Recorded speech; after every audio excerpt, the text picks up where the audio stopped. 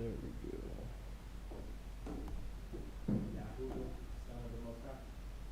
Who? Yehuda. That's one of the 12 tribes. It's the tribe of Judah, but it means like to praise. We're the tribe that praises the Most High. There we go. What is this?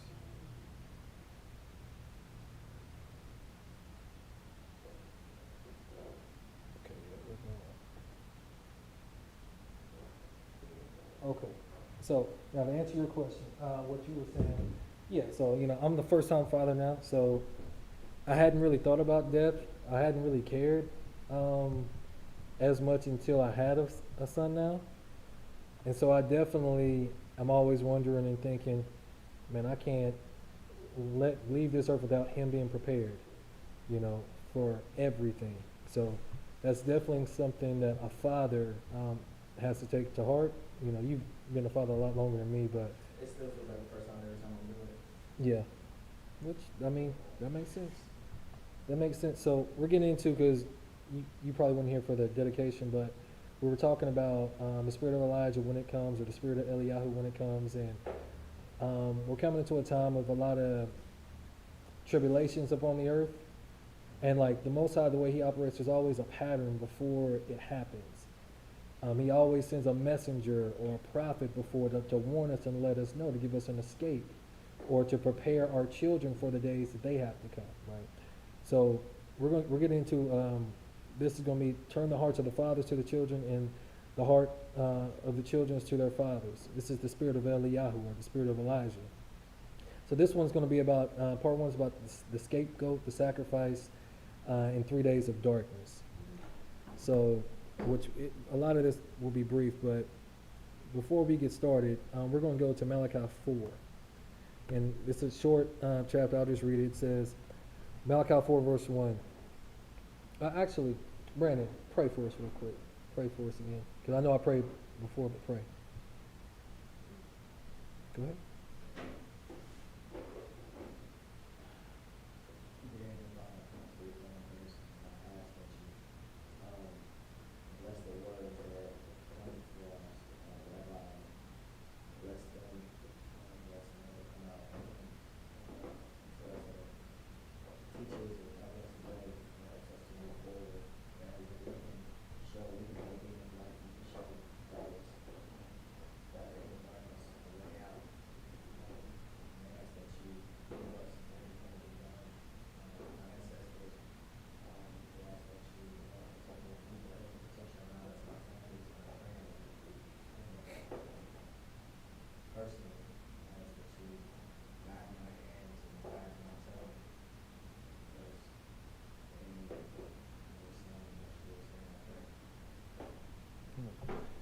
So I'm going to read this and briefly talk a little bit about what we talked about last time. It said, Malachi 4, verse 1, For behold, the day cometh that shall burn as an oven, and all the proud, yes, all that do wickedly, shall be stubble. And the day that cometh shall burn them up, saith Yahuwah Zavaoth, that it shall leave them neither root nor branch. So there's a fiery judgment coming. But unto you that fear my name shall the Son of Righteousness arise, with healing in his wings. And you shall go forth and grow up as calves of the stall. So you should be, cattle that's fed properly, nourished. And you shall tread down the wicked, for they shall be ashes under the soles of your feet. That's a literal and a figurative thing.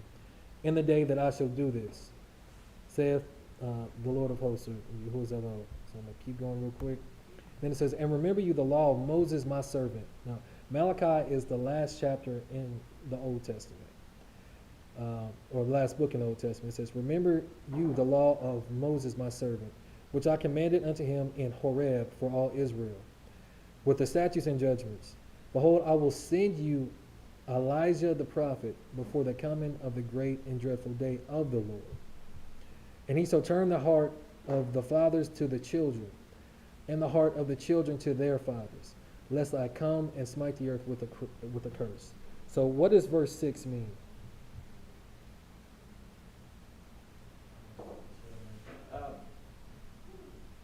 Just a snowball.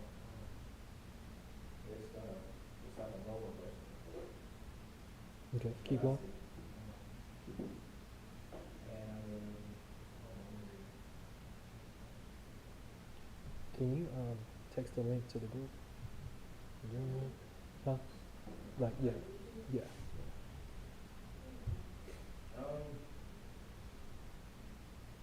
now that I read it, I delay my last. I don't know. So, go ahead. The fathers to the children, like right now, fathers don't want to be fathers, and children don't respect their elders at all. So it's like, who's gonna restore that order, Order. or unless it's, somebody that already with that order. Right. So anytime you read in the Bible, where there's a great destruction that comes, or maybe it's going to be the downfall of a great nation, the Most High, He establishes prophets. They go and warn the people, right? Every time that happens, that's literally the spirit of Elijah coming. So it's like a cycle that we've been going through. All throughout the Bible, we get delivered, we go back into captivity. We get delivered, we go back into captivity. Every time when we come out, that's literally the spirit of Elijah coming, because it's a salvation. Because when the order is restored, because we know that we have to humble ourselves and pray, we know that, but the order of things have to be restored. So when we leave out of that place, so we can inhabit the land or inhabit great things, right? So I got a question for y'all. What is salvation? That's the main question. Yeah. Just want to know what y'all think salvation is. Knowledge. Okay, that could be a form. Okay.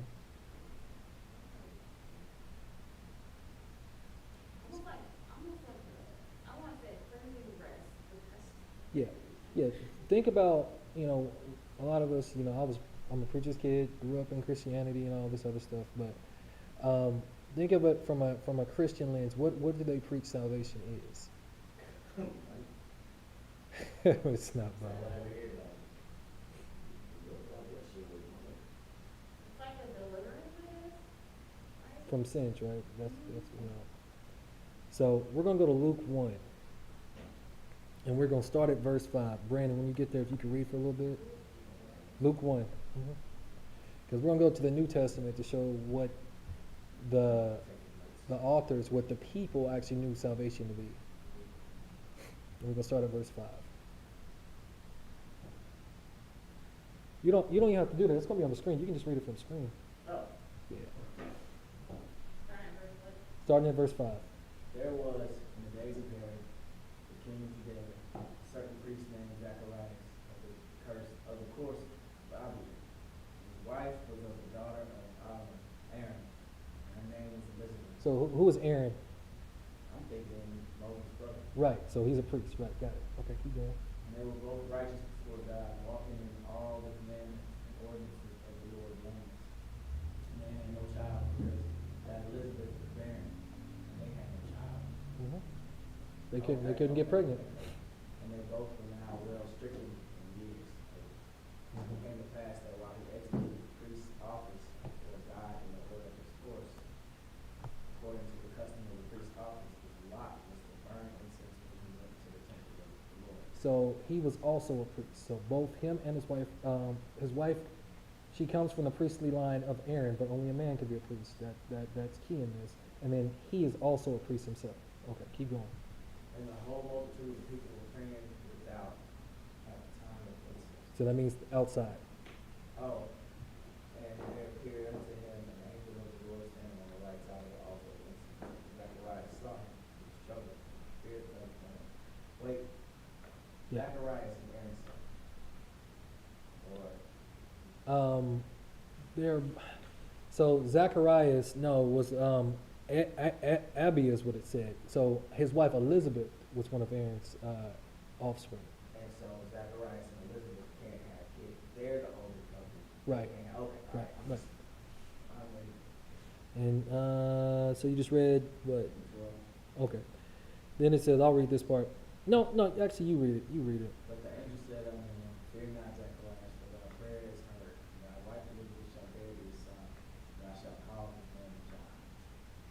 Okay. And thou shalt have joy and gladness, and then he shall rejoice in his birth. And he shall be great in the sight of the Lord, and shall enter the filled with the Holy Ghost, even from his mother's womb. Many of the children of Israel shall return to the Lord their God. So their son that's going to come in the future, because they're not even pregnant right now, John, or John the Baptist, his real name was Yehukanan the Immerser, he's going to turn what? Read verse 16 again. And many of the children of Israel shall return to the Lord their God. So when I asked you earlier, what does it mean for the hearts of the fathers to turn to the children and children to the fathers? This is what he was going to do. So that's what happens. Like there's a cycle. There's men that get raised up to restore the order again. Because yes, we're going to return to our children, but then we're also as children going to return to our Heavenly Father. So we're reestablishing the order, right? Okay, so let's keep going. So it says, and many of the children of Israel shall he turn to the Lord their God. Okay, keep going. And he shall go before him in the spirit and the power of Elias. And Elias is Elijah. That's the Greek or Latin version of it. But yeah. Oh, to turn the hearts of the fathers to the children, disobedient to the wisdom of the just, make ready to be prepared for the Lord. So when this happens, we're making our people ready. So our children. So this one's mainly towards the men because we're not doing everything that we have to do. We're not making ready a people ready for the coming. Or even, we're not even preparing our children for the calamities that are coming, for the destructions that are coming, for the famine that's coming, for the war that's coming. You know, we'd rather be so focused on keeping all this busyness instead of humbling ourselves and doing what we're supposed to do. But when the spirit of Elijah comes, it comes before a destruction or a war, but at the same time, right after that, there's a great salvation. So those that take heed to the word are saved.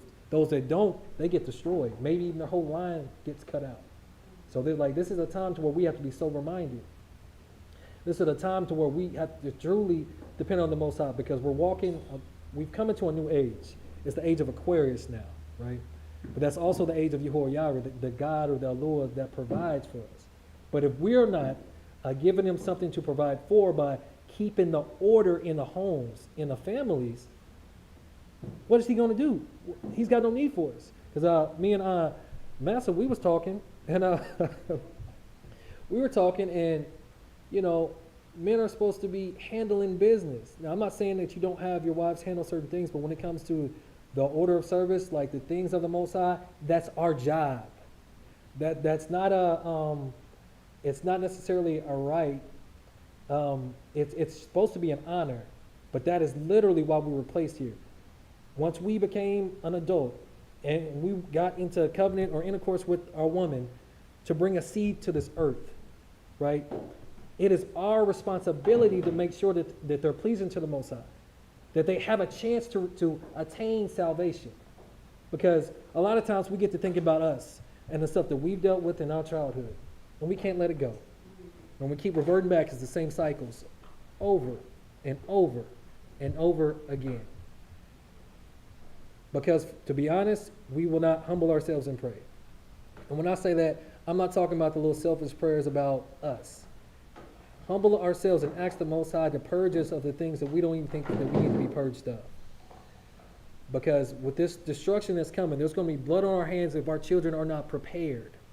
If they don't know to say no to the things that this other Messiah that's coming. Because even like in some of the texts that were taken out, that the Jewish people follow, whatever. You look in the Talmud, you look in I think it's called the Zorah or something like that. They talk about there's two Messiahs. That's why we watched that video earlier. Because we know that all the prophecies are tied to the actual people of the book. But they have the world believing this lie.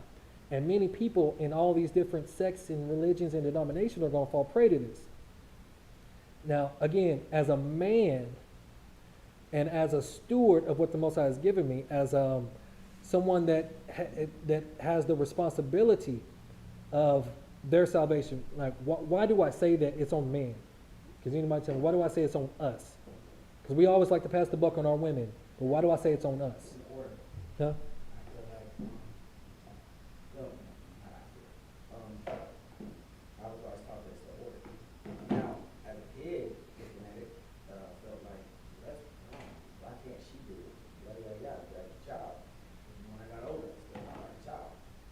But looking at it now, I get it. It's like,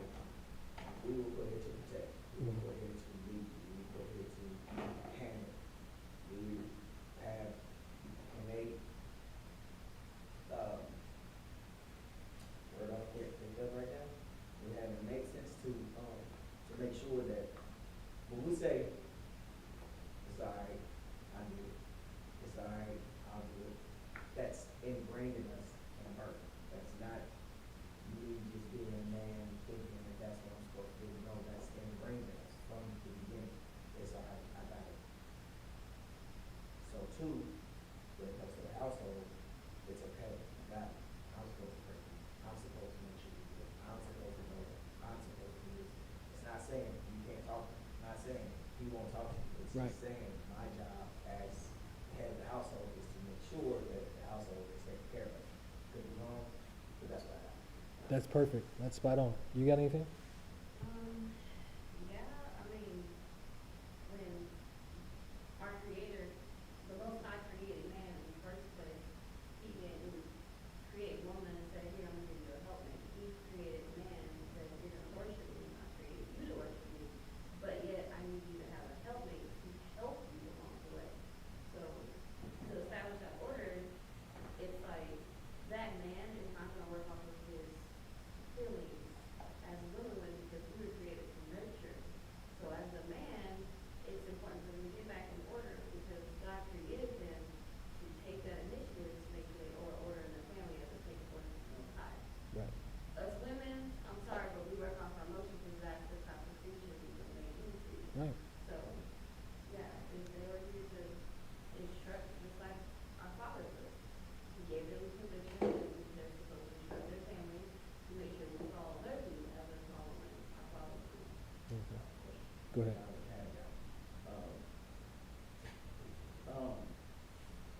What of those men, like me, who, yeah, I had stepdad till I was 13, but I was scared of him. And then there were other people that came in and out of my life, Mhm. but primarily I clung to my mom. That's why I Mhm. had that woman's intuition, that gut instinct that every woman has. No problem to that. But I ain't even percent of them have that instinct of this ain't right. We do too, but women will be like, you doing something, you ain't supposed to be doing it. And they know it's here, it's feeling.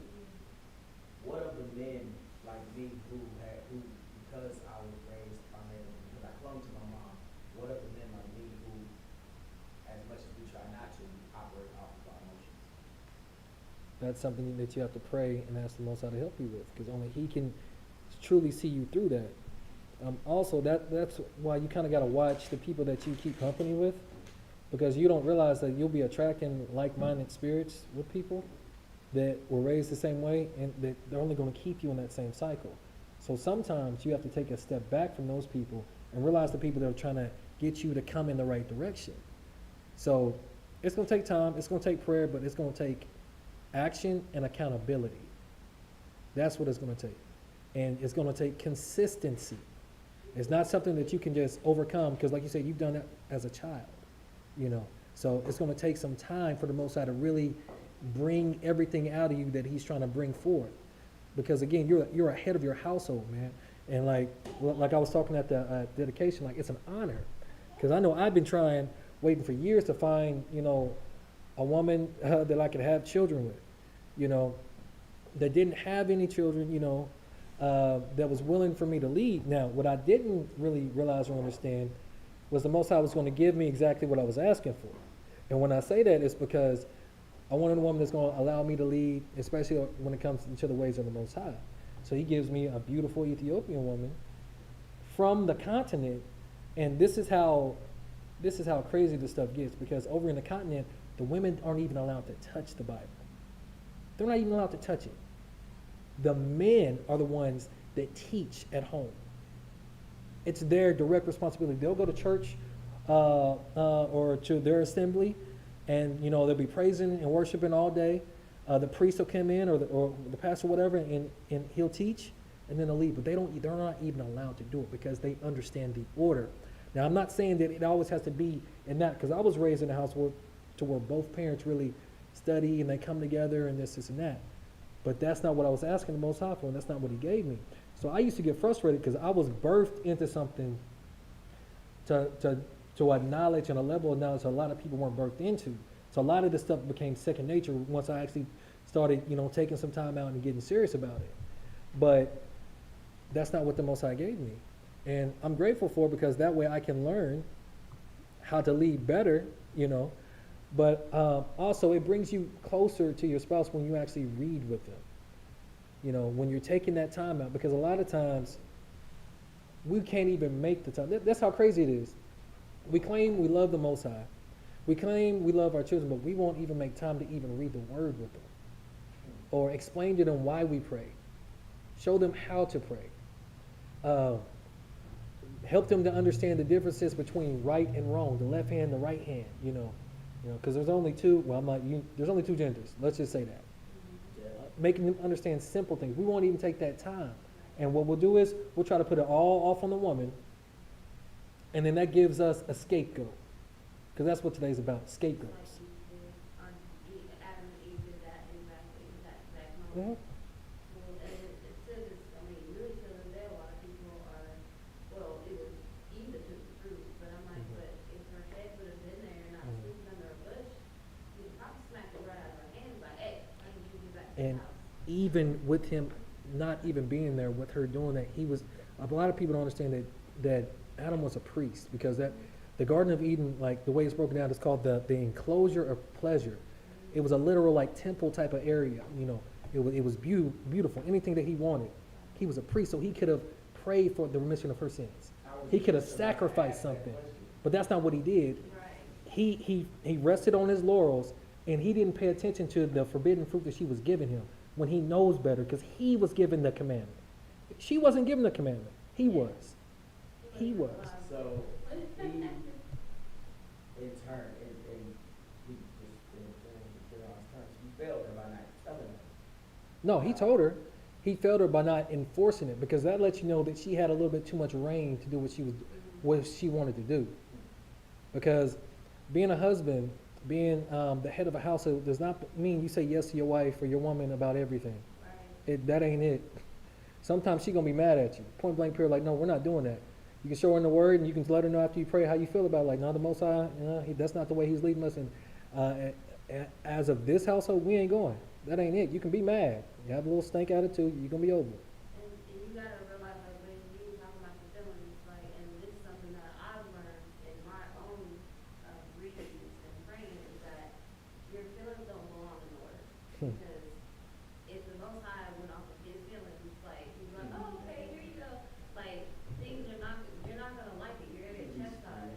Like, So therefore, your husband, the leader of the household, he's gonna say, hey, no, I don't approve of that. And it's for a reason. Like, and your feelings gotta be like, all right, because the thing is, he's probably like, take for instance, give you an example of Eve. If that man is the head of the household and he is off of the word, if he loves his pork chops, but he's like, you know what, the Father put on my spirit, we cannot eat pork no more. Even though he's like, man, I'm battling with my spirit, this is what I feel. He knows the Most High is like, no, you cannot do that, my son. So now he's telling his family and taking his feelings straight out the way and say, no, you can't do this no more. So the feelings is not just for the man. Us as women have to get out of our feelings too in order to walk right, not only by the Most High, but by our husbands as well. go ahead. Okay, alright. Pork. I have slipped, or I did, and not a lot. Enough to know that there's a feeling that I'm doing. That being said, feelings. Jocelyn, my oldest, is autistic. She knows me. It's like 1 or 2, she knows. So is Letty. But Jocelyn is to the point where me and Jocelyn have a lot of traits where we're affected by what other people think. She wants her mother's approval so much that it's like this unspoken energy. So the other day, this goes back to leadership, and this question I have posed for you. What do I do? The question is, what do I do? Went over there, not so long ago, and kids were about to go to bed. I just missed them. And went over there. Kids were about to go to their ballots. And freaking, I said, hey, man, what do we do in the house? And I have a 2-1 vote, out of both systems, to say, yeah, I mean, that's what we're doing. Well, the question came up about prayer. You know, pray like you pray for the house. Jocelyn looked at her mom and was like, no. And the other two was like, they were looking at me and they were like, yeah. And I said, it's a 2-1 vote. Jocelyn, it's your turn. What do I do? Because I really just want to go, they're mine, believe me. But at the same time, I don't want to strip her away of all her, whatever.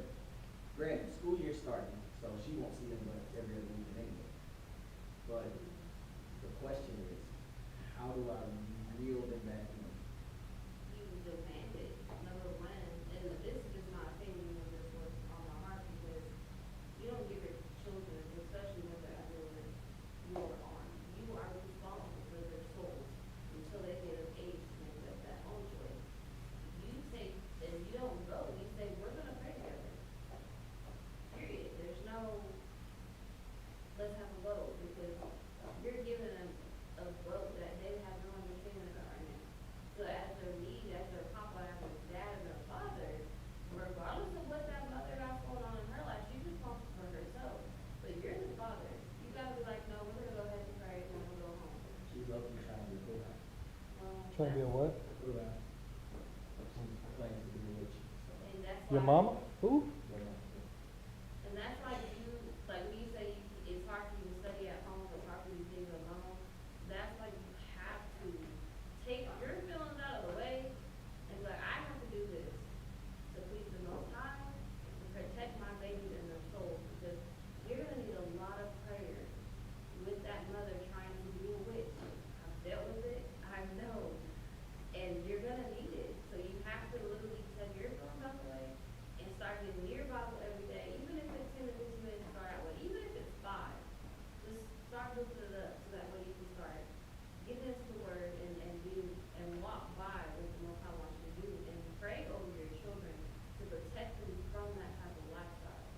And don't ask them for a vote. Just be like, hey, before I leave, let's go ahead and pray. No matter what. Alright, Especially in that situation. Don't let your hand off them, please. I ain't gotta say nothing. I mean, she really hit it on the head, but yeah, you gotta, I mean, they're a part of your kingdom. I mean, they're under your authority, man. You gotta, the scripture says, gird up your loins and be a man. I mean, especially when you talk about witchcraft, man, that's a whole different God or Elohim. And there's curses that get passed down behind that type of stuff. So, but like I said, today is mainly about the men, and we got to do what we're supposed to do. It may seem harsh to certain people that don't understand, but our mission for these children is too important for, in some cases, for us not to be harsh. Sometimes it's not always lovey-dovey. Sometimes it's that tough love that only a father can give. Yeah. Just keep going. It's the second on the left, I think. But let's keep going. It says, and he shall go before him in the spirit and power of Elijah, to turn the hearts of the fathers to the children, and the disobedient to the wisdom of the just, to make ready a people prepared for the Lord. And Zechariah said unto the angel, whereby shall I know this? For I am an old man, and my wife well stricken in years. And the angel answering said unto him, I am Gabriel, that stand in the presence of God, and am sent to speak unto you and to show you these glad tidings. So that's the gospel. Glad tidings, good news. So that's what he was going to do, bring the Basora or the gospel to the people of the book. And behold, thou shalt be dumb and not able to speak until the day that these things shall be performed, because thou believest not my words, which shall be fulfilled in their season. So I asked a question. So yeah, because since he want to ask that question, you ain't going to ask no more questions until that day. You're going to be dumb and mute. But I asked you a question, what is salvation? So what we just read didn't actually answer that. It lets you know about what turning the hearts of the fathers to the children and children to the fathers was. It's getting us ready and preparing a family, a nation of people for the Messiah that's coming. Not the fake Messiah from the video that we watched before we started streaming, right? So let's keep going. So let's jump up to verse 66. Go ahead, Brandon. all that they heard them laid them up in their hearts, saying, what manner of child shall this be? And the Lord was with them. So what just happened was Zechariah finally started to speak once John was born. So now they're like, what? He can speak again? What manner of child is this that can make him, this dumb man, now speak? Keep going. And his father Zacharias was filled with the Holy Ghost, prophesied, saying, blessed be the Lord God of Israel. He hath visited and redeemed his people. Wait, the world? His people. Because judgment always starts with us. And then it's spread out to the Jew. Like the scripture says, to the Jew first and then the Gentile. So it starts with us and then it spreads abroad. But the first of the redemption, the salvation has to start with us. Right? And then those that cleave to the covenant also. But, His first right. But I'm reading it over and over and over and over and over. When I heard you say the Lord, I'm like, huh? And then it clicked. Mm-hmm. Keep going. And hath raised up a horn of salvation for us, the house of his servant David. Wait, for everybody? No, because it's us. This was given to us. Now again, those that cleave to the covenant, they can get attach themselves to that salvation also. But this, the turning of the hearts from the fathers to the children and children to the fathers was given to us. The glad tidings was given to us. So it's our duty and our responsibility to make sure that we have a family that's ready for this for this great change, because it's a great salvation, but it's also a great destruction that happens. Keep going. As he spake by the mouth of his holy prophets, which since the world began, that we should be saved from our enemies and from the hand of all that hate us. So salvation is that we are going to be saved from our enemies. We're scattered throughout all the four corners of the world. A lot of times we're the tail and not the head. We're the most frowned. Like you ask different groups of people if they wanted to be a quote unquote black person, they're gonna say no. I've seen the videos on YouTube. That's the one race that they don't want to be, even though black's not even a race. You know, we've been downtrodden, but this gospel, this Bazor comes to us. It's to save us from our enemies. Let's see what else it does. Keep going. To perform the mercy promised to our fathers and to remember his holy covenant. So this is all about the covenant. And understanding and knowing that we are the guardians, the custodians of this covenant, that should give us a little bit more enthusiasm with making sure our children understand, look, if we do the things that are pleasing to the Most High, if we repent, because our mantra, our motto here is to repent, is to be reborn or to be rebirthed. Oop. I don't know who that is. Okay, they're not turning here. My bad. To be rebirthed and to reclaim our heritage, our Nahala.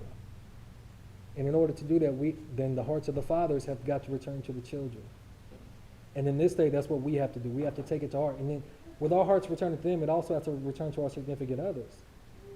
Because we still have got to lead them in righteousness. That's what we have to do. But in order for us to lead somebody in righteousness, we have to learn it. We have to take the time out ourselves to read it, gain an understanding, so that way we can teach it. And not just teach it with our words, because this lip service time is about over with. It's about over with, because we all know about the river Euphrates, right? It's almost completely dried up, or it is completely dried up. That's like the 6th of the 7 vials in Revelation. The time is getting too short to be playing around. It's getting way too short. So it said to perform the mercy promised to our fathers and to remember his covenant, his holy covenant, the oath which he sware to our father Abraham. So this is all going back to the covenant of Abraham, that he would grant it to us that we, being delivered out of the hand of our enemies, might serve him without fear, right? In holiness and righteousness before him all the days of our life. So when we come out of this thing, just like in the wilderness, what they were supposed to have done was to be able to serve the Most High in righteousness without fear of anything.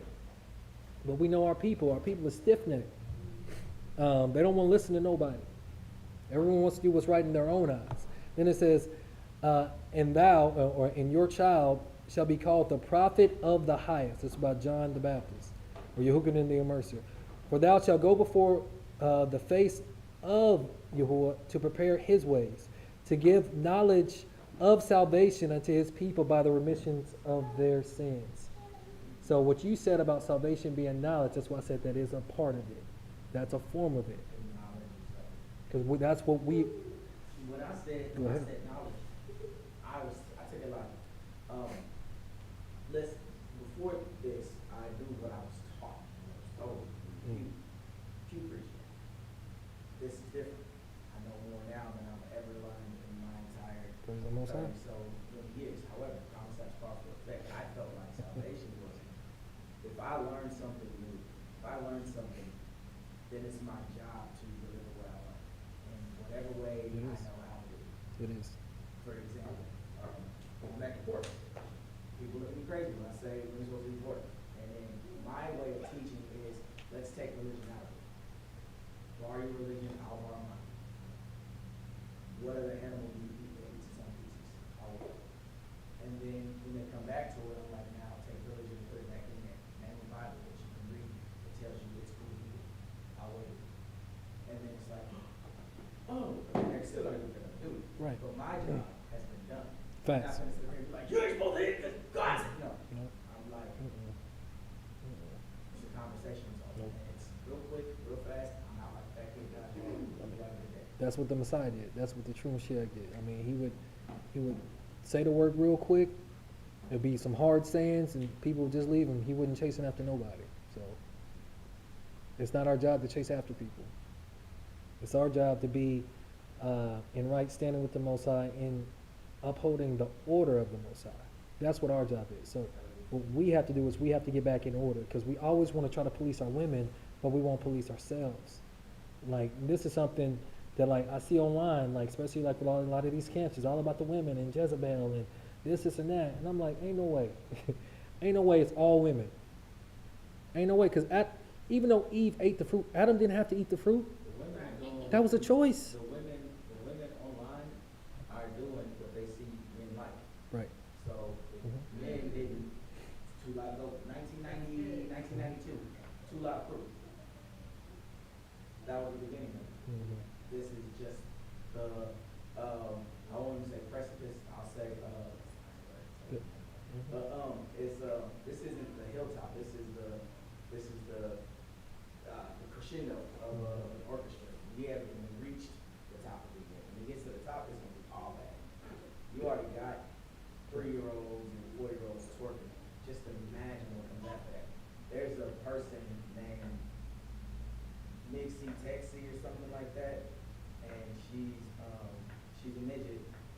Actually, she's a dwarf, and she is a, how do you say it? She's a content creator. Air quote that. And with her content, she poses as a child, and we haven't even reached the mountaintop yet. This is just a crescendo of the orchestra. That's why it's so important to maybe in order to things are not going, or they're not gonna get better, it's gonna get worse. And we don't have to then order, our families are gonna fall Yeah. hard. I mean, they've already been doing that, and that's why the things are like, well, they are, because a lot of fathers are like, oh, yeah, well, we're gonna, the moms and, well, I wanted a boy, now we got a girl. And you're like, okay, well, let's just go in and call the little girl a boy, or whatever the case. And they're Yeah. not saying, no, we have a boy, we can file it later for a girl. And they don't have that backbone, because they left the father's arms. So, it's sad, but turn to the father is super important. Not just as a father, but like, as a mother, to me, that's so important.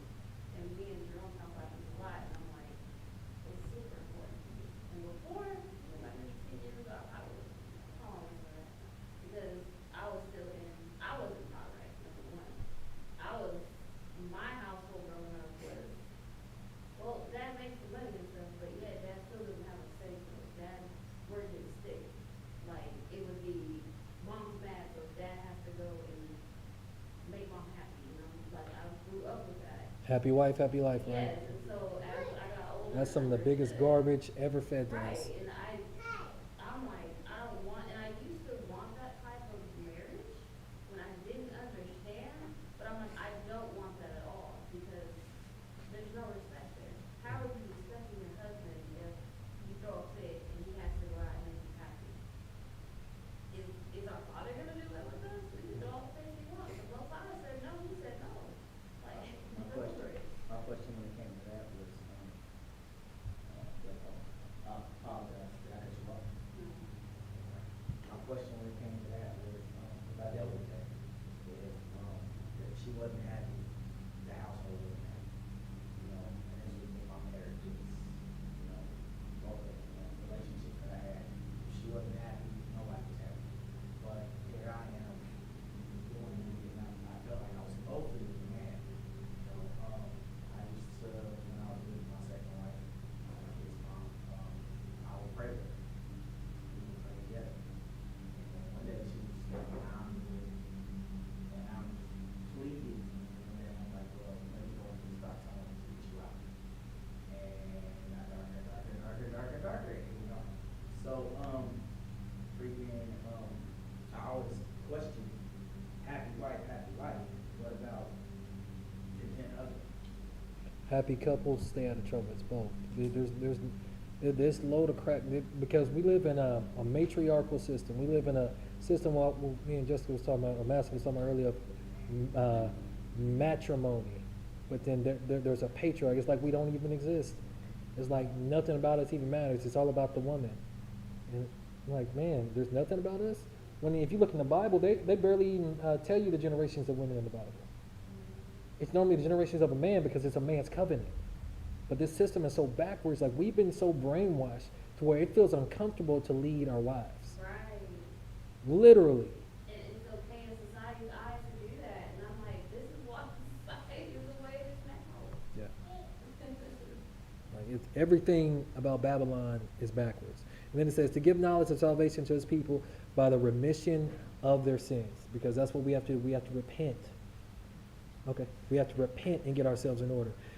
Through the tender mercy of our God, whereby the dayspring from on high have visited us, to give light to them that sit in darkness, because a lot of our people are still in darkness, and sit in the shadow of death, to guide our feet into the way of peace, and give, and the child grew and waxed strong in spirit, and was in the deserts till the day of the showing unto Israel. But salvation, to answer the question, is you being delivered from the hands of the enemies or those that are oppressing you. Now, of course, if in your lifetime, if that does not happen, you're still supposed to be repenting and praying daily, to make sure that you can get that eternal salvation. But they were expecting salvation here on this side. It wasn't just a spiritual thing coming in the future. They were expecting it in their lifetime, in their days. That's what they were looking forward to. Like, I know the Most High. I know He's going to send us another Savior, another Messiah, or the actual Messiah, right? So we've been talking about it, but why is this important? So that's the YouTube link of the video that we all watched earlier. But why is this important?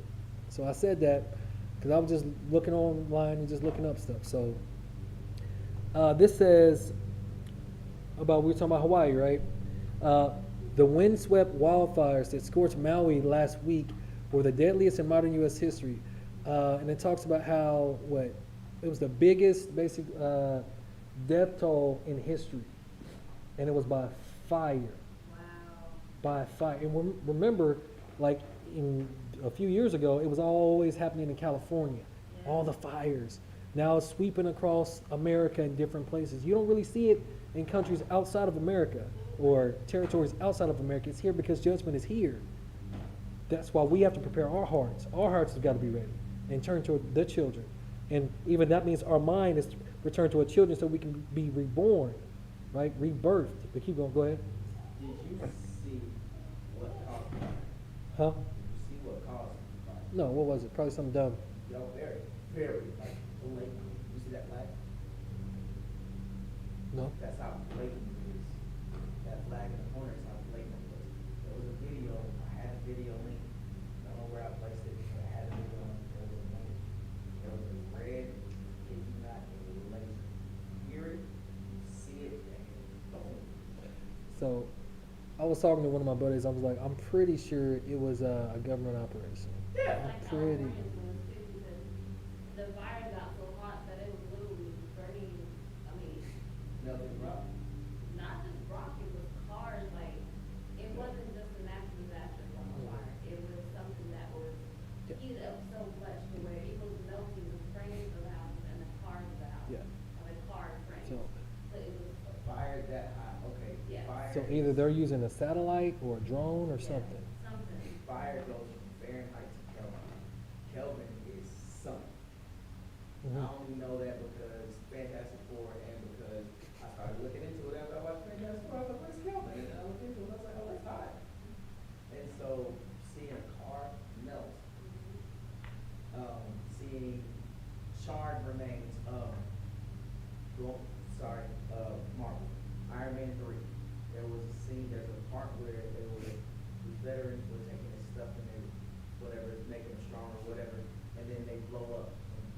How hot they got, it left where the dead were, it left their shadows cast on the ground. You could see when they were playing there, you could see when they were singing or whatever, you could literally see the last thing that they were doing. It's like that in that piece. There was a person doing over there filming, and you could see the shadows of kids and grown-ups when they were doing the last thing that they were doing. It was a shadow of them. Oh, I believe it. So, Because the government has a lot of I think it's DARPA. They have a lot of secret weapons, like the stuff you be seeing in movies that you think is fake. They really be having that, but that's like older versions of the stuff that they have now. So they actually already have energy weapons that they can use. They can send out an energy beam and kill somebody, make it look like natural causes. They have stuff to to where, like, certain times in the Bible, you'll see the enemies of Israel will come upon Israel, and then all of a sudden they go into chaos and they start killing themselves. Well, it was because of the ark, because a lot of people don't understand what the ark really was. But anyway, so the Most High, through some certain type of His power, will cause our enemies to just fight themselves. Well, they did a movie back in 2015.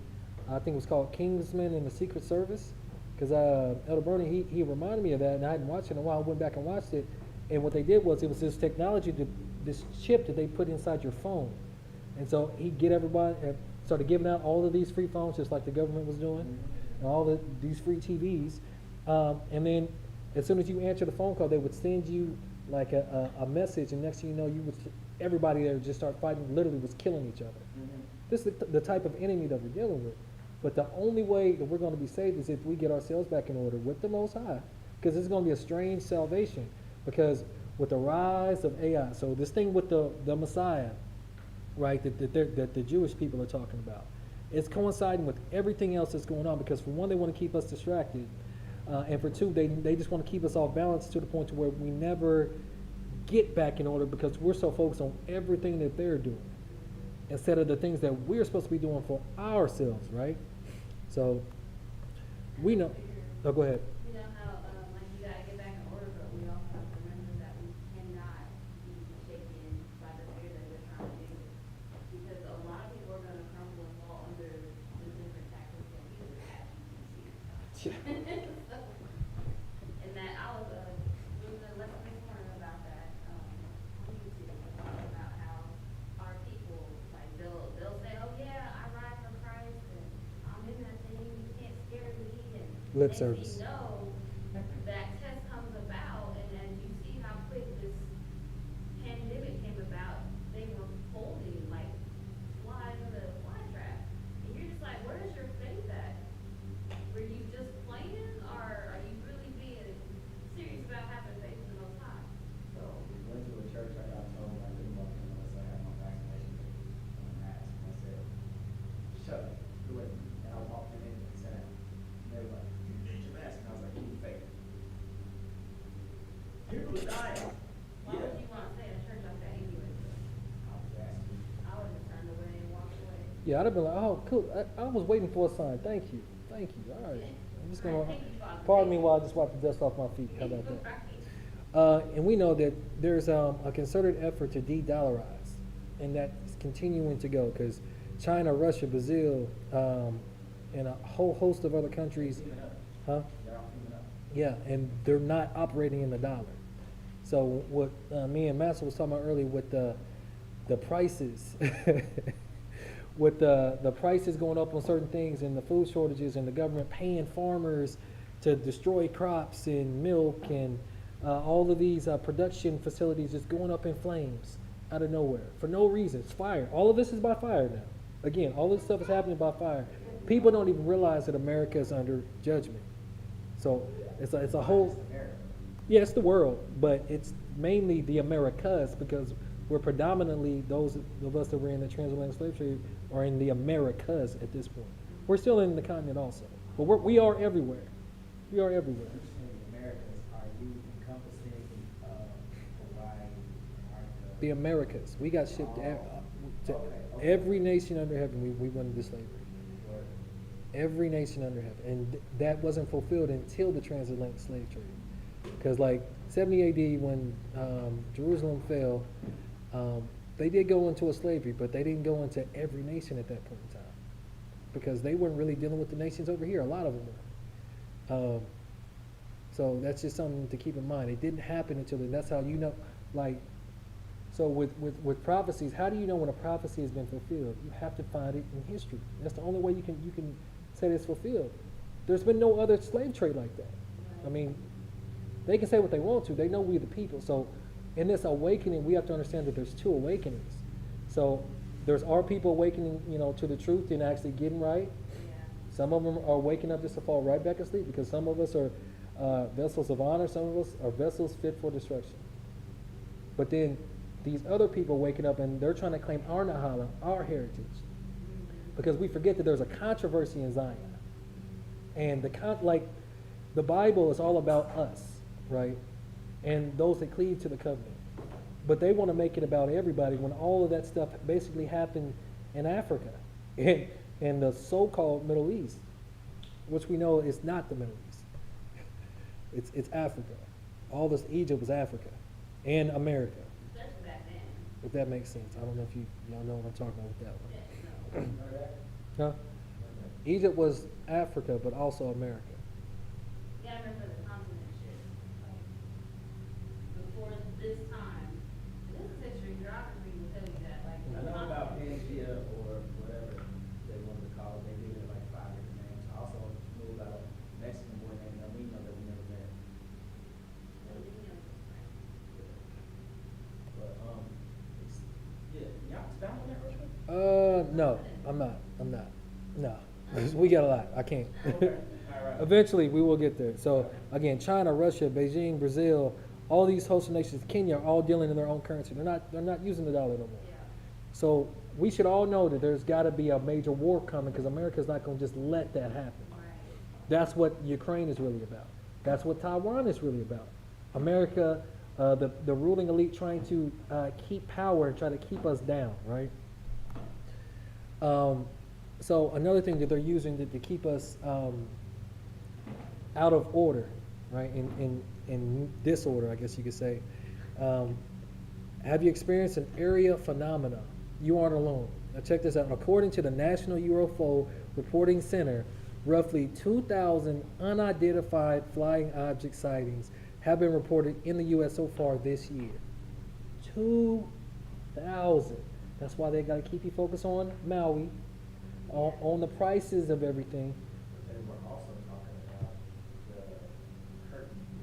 The curtain, there was some person that used to work for the government said, I'm probably gonna die for this, but Yeah. there's gonna be a curtain, and it's gonna appear that it's UFOs, and Yeah. it's gonna be America, attacking the world. Of course, that's what the drones and that's what Project Bluebeam is all about. That thing, right there, sorry. I'm trust me, like yeah, I know I'm well aware of Project Bluebeam. That's why we can't be ignorant of the enemy's devices. That's why we have to take heed to ourselves. That's why we have to be in order so the Most High can warn us of the things to come. Because that's, if you read in the Bible, that's how Moses' parents knew to like hurry up and make a little ark and get him, in the sea to where he could be preserved and protected, because they were in order. Like even Joseph and Mary, they were warned in a dream, in a vision of the Most High. If they weren't in order, the Most High, he was not going to warn them. In order for us to get these warnings or to be able to discern between real warnings in dreams and visions and just the crazy ones, we have got to be in order. Like, we think that we got all of this time. And don't forget, we're about to have another election that Trump is running for, which Trump will probably win again because he won the last one. Which what people don't. Is he running while he's being? He already announced that he's running, and people are just falling for like, okay, how many times can they indict somebody and then he get off? Right. There's nothing there. They're fabricating stuff, and I'm one of the ones I don't get into politics, but it's clear like, okay, all this stuff. Trump is so good for ratings and for TV. They got to keep putting it out there because people are so gravitated to him. And then remember the last time, because it was such a fever pitch down here to where, you couldn't really buy ammo, and all of the militias around here were buying up all the ammo. And they was like, oh no, we're ready for it. Like literally what they tell me when I go try to get ammo. And I got approached by 2 different militias. And I was like, no, I'm not going to do that.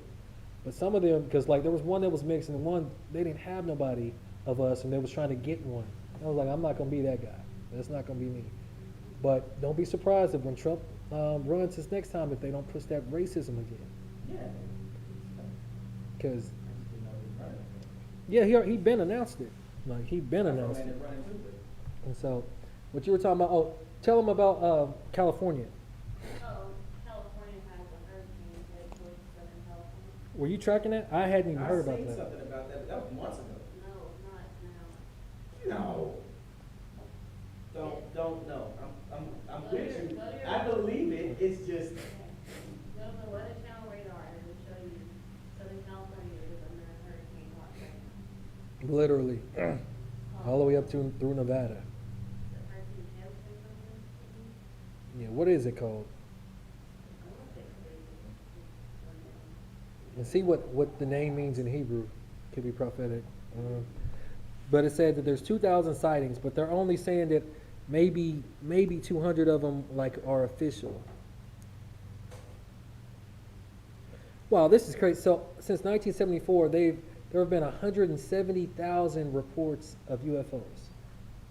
That's a lot. And then they've been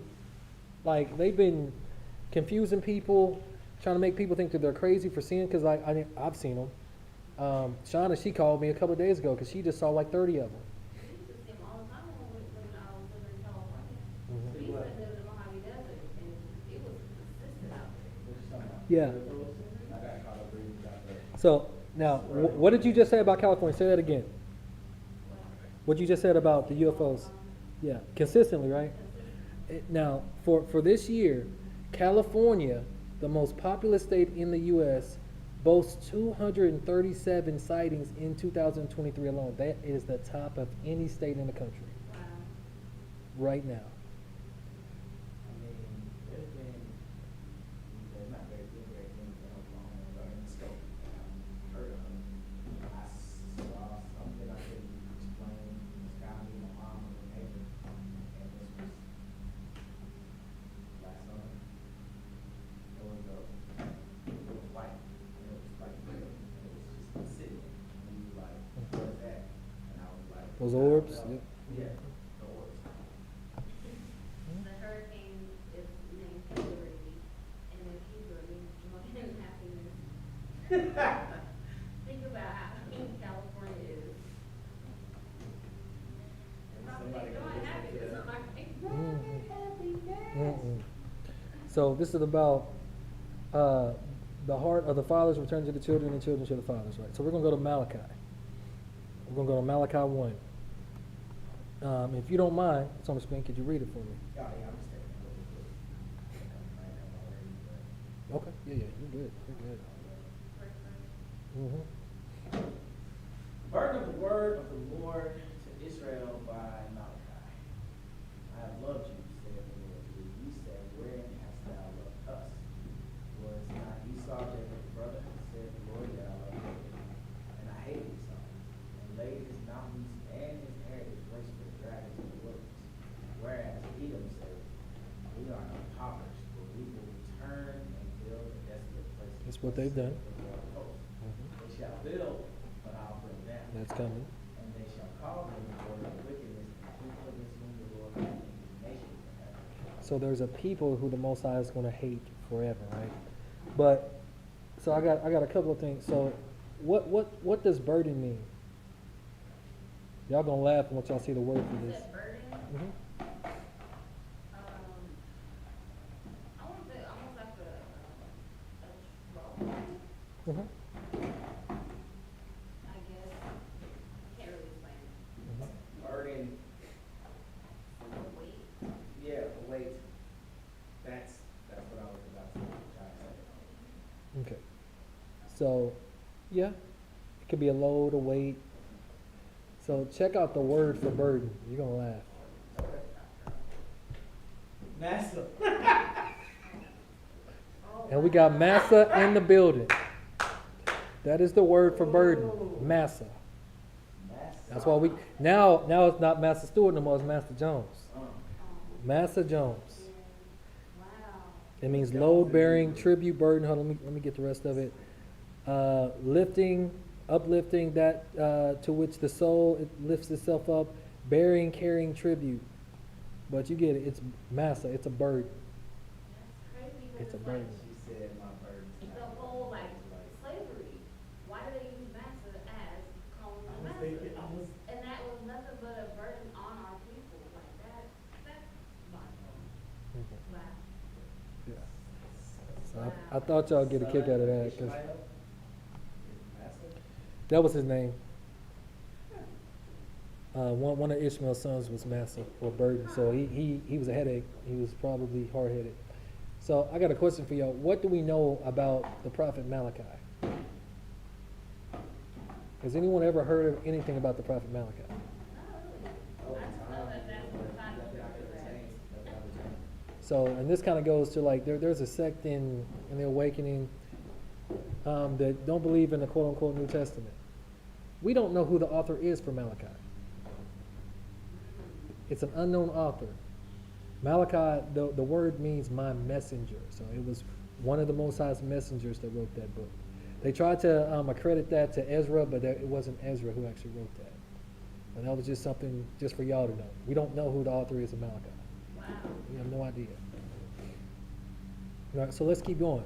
It says, and your eyes shall see, and you shall say, Yahuwah will be magnified from the border of Israel. This is when the tabernacles and everything of Edom is destroyed, because right now they're in our dwellings, and they're living, very good right now, and we're getting the low parts of things.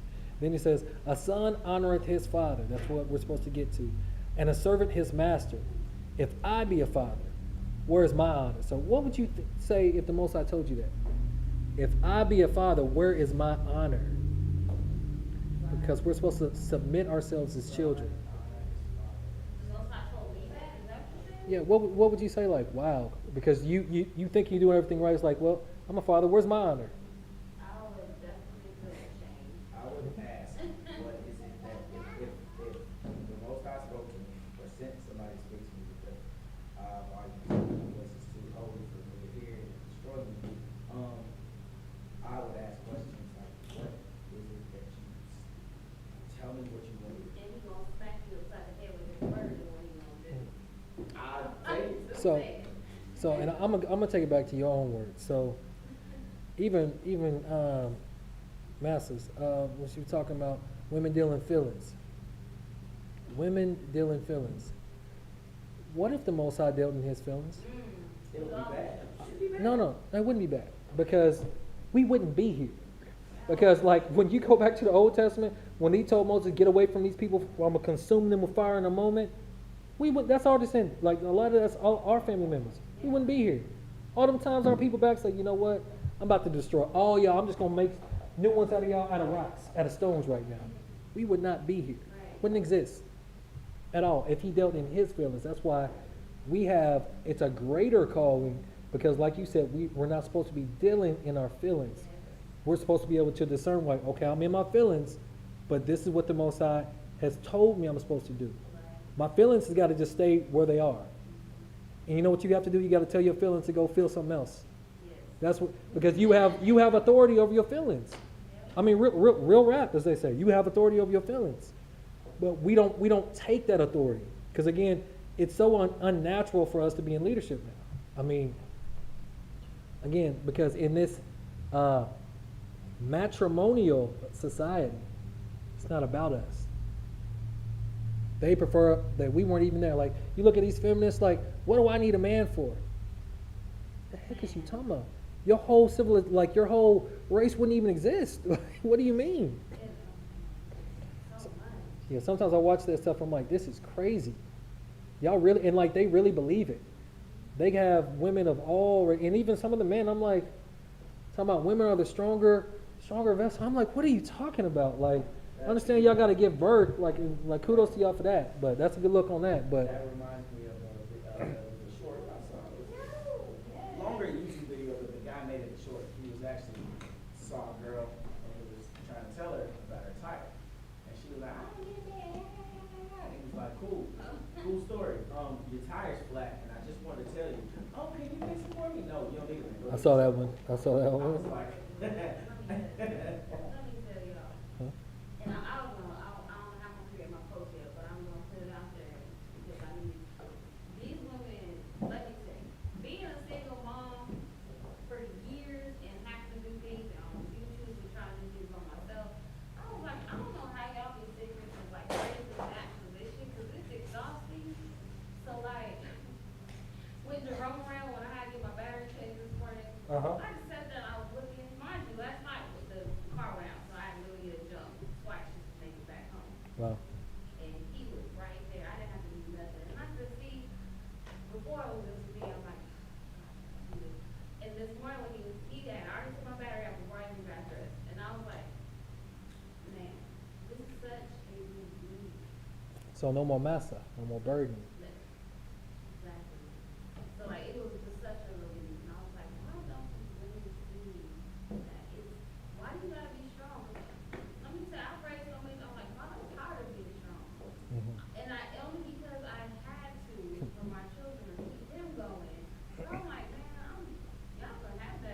Like, let me sit back right quick and go ahead and take some space. It's kind of funny because my wife, she kind of told me the same thing because, you know, she was making it out there in Seattle alone. She had her own, like, everything in Seattle, it's way too expensive. Like, way too expensive. And she had her own apartment, one bedroom apartment, whatever, this and that. But the stress of having to provide everything, Yes. you know, everything is on you, especially if you got kids on top of that because the men won't step up and we won't be in order and do what we're supposed to do. But we need each other because y'all balance us out too. But We're strong in our own areas Mhm. because that's how our Father created us to be. Mhm. Because we're strong enough to be like, all right, I'm gonna go out here and I'm gonna make sure I can run after these kids and clean up and nurture. But you're also nurturing your husband. We don't have y'all strength. It's built differently. So like y'all can go out there and pick up the batteries like they ain't nothing. I'm like, hold on. You know, we have our different strengths. It's like, I'm like, y'all can have that. Like, and it feels good to be like, I didn't have to do nothing. He even changed the back door lock for the broke. And he done before I put the broke. I was like, well dang, well, let's go Shabbat. because, like you said, we're both strong in our own areas and we're supposed to be having each other six, but Yeah. there's been such an attack on us as men. Yes, a lot. It's because, again, we live in this matriarchal society, and the Bible's a patriarchal book. It's crazy because everybody want to claim the Bible, but they don't want to follow what's in it. Yeah. Because if you follow it, it goes through the line of the man. Because men have got to be men.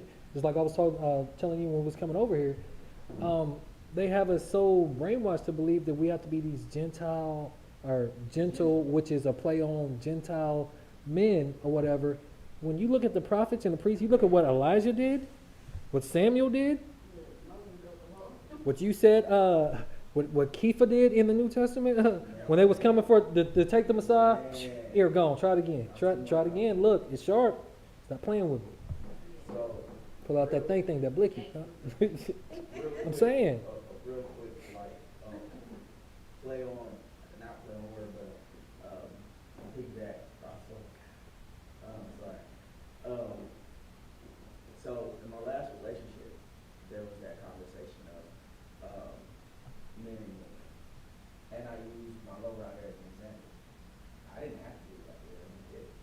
So I took the battery ties off, and I picked up the B31, and I set it down. And I said, go ahead and grab it. And she was struggling. I said, the difference between us and you, the difference between me personally and you is, it's okay, I got it.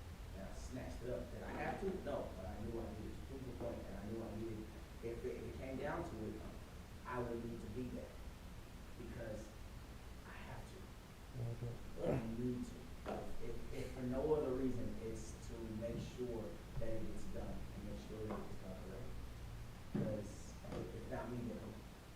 If not now, then when?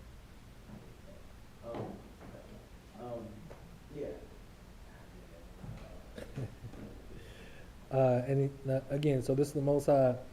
So the first part of Malachi 1 is talking to like the nation of Israel. But the next part is really talking to the priests of Israel, which are the Levites, right? It says, a son honoreth his father, and a servant his master. If I then be a father, where is mine honor? And if I be a master, where is my fear? Saith Yehoshua, for the Lord of hosts unto you, O priests that despise my name, and you say, wherein have we despised your name? So I ain't never despised your name. What you talking about? You offer polluted bread upon my altar. And you say, wherein have we polluted you? In that you say, the table of Yahuwah is contemptible. And if you offer the blind for sacrifice, is it not evil? And if you offer the lame and sick, is it not evil? Offer it now unto your governor. Will he be pleased with you, or accept your person? Saith Yahuwah of hosts. So these priests, their actions, the offerings that they're given have been polluted. Sometimes it's just the words, or a lot of times it's their actions. It's the literal offerings, right? So let's just keep going. So I got a question. Whose job is it to offer the sacrifices? It's the priest's job. It's the priest's job, right? It's the priest, right? I would. Because that's who the Most High is talking to. That one kinda had me off, I'm not a priest. Well, typically, you go to the temple before a priest to offer your sacrifices, right? Okay, yeah. Okay. So, because I thought it said priest. Did I not read it? Priest takes God in the name, you say, man. Yeah. Right. So, yeah. So he's talking to the priest, right? So let's keep going. Verse 9. And now I pray you, beseech God that he will be gracious unto us. This hath been by your means. Will he regard your person, saith Yahuwah of hosts? Who is there even among you that would shut the doors for nothing? Neither do you kindle fire on my altar for nothing. So everything you do is for a purpose. I have no pleasure in you, saith Yahuwah of hosts. Neither will I accept an offering at your hand. So they had become so perverted and so wicked, he wouldn't accept anything. Right? Because there's polluted offerings, right? For from the rising of the sun even to the going down of the same, my name shall be great among the Gentiles. And in every place incense shall be offered unto my name, and a pure offering. For my name shall be great among the heathen, saith Yahuwah of hosts. But you have profaned it, in that you say, the table of Yahuwah is polluted, and the fruit thereof, even his meat is contemptible. That's what I'm not understanding. What's that? That last part, okay, in the last slide, it talked about, how the table was contemptible, and I don't get it. I don't understand. Well, they started saying, so it became just a ritual to them. There was no reverence in it. They started to hate it. Okay. It's like the. Because you're supposed to be a cheerful giver, Mm-hmm. you know, and you're supposed to do the things pleasing to the Most High. And then when you're actually giving a sacrifice to the Most High or an offering, it's supposed to be perfect, right? Because when he created everything, he created it perfect, right? So one thing about Malachi is one of the staple chapters or books that Christian pastors use to get people to give tithes, right? Even though the tithe was different back then, right? So let's keep going. You said also, behold, what a weariness is it, and you have snuffed at it, saith Yahuwah of hosts, and you brought that which was torn, and the lame, and the sick. Thus you brought an offering. Should I accept this of your hand? Saith Yahuwah. So you think you should be bringing an offering that's blind, deaf, dumb, torn, and lame, sick?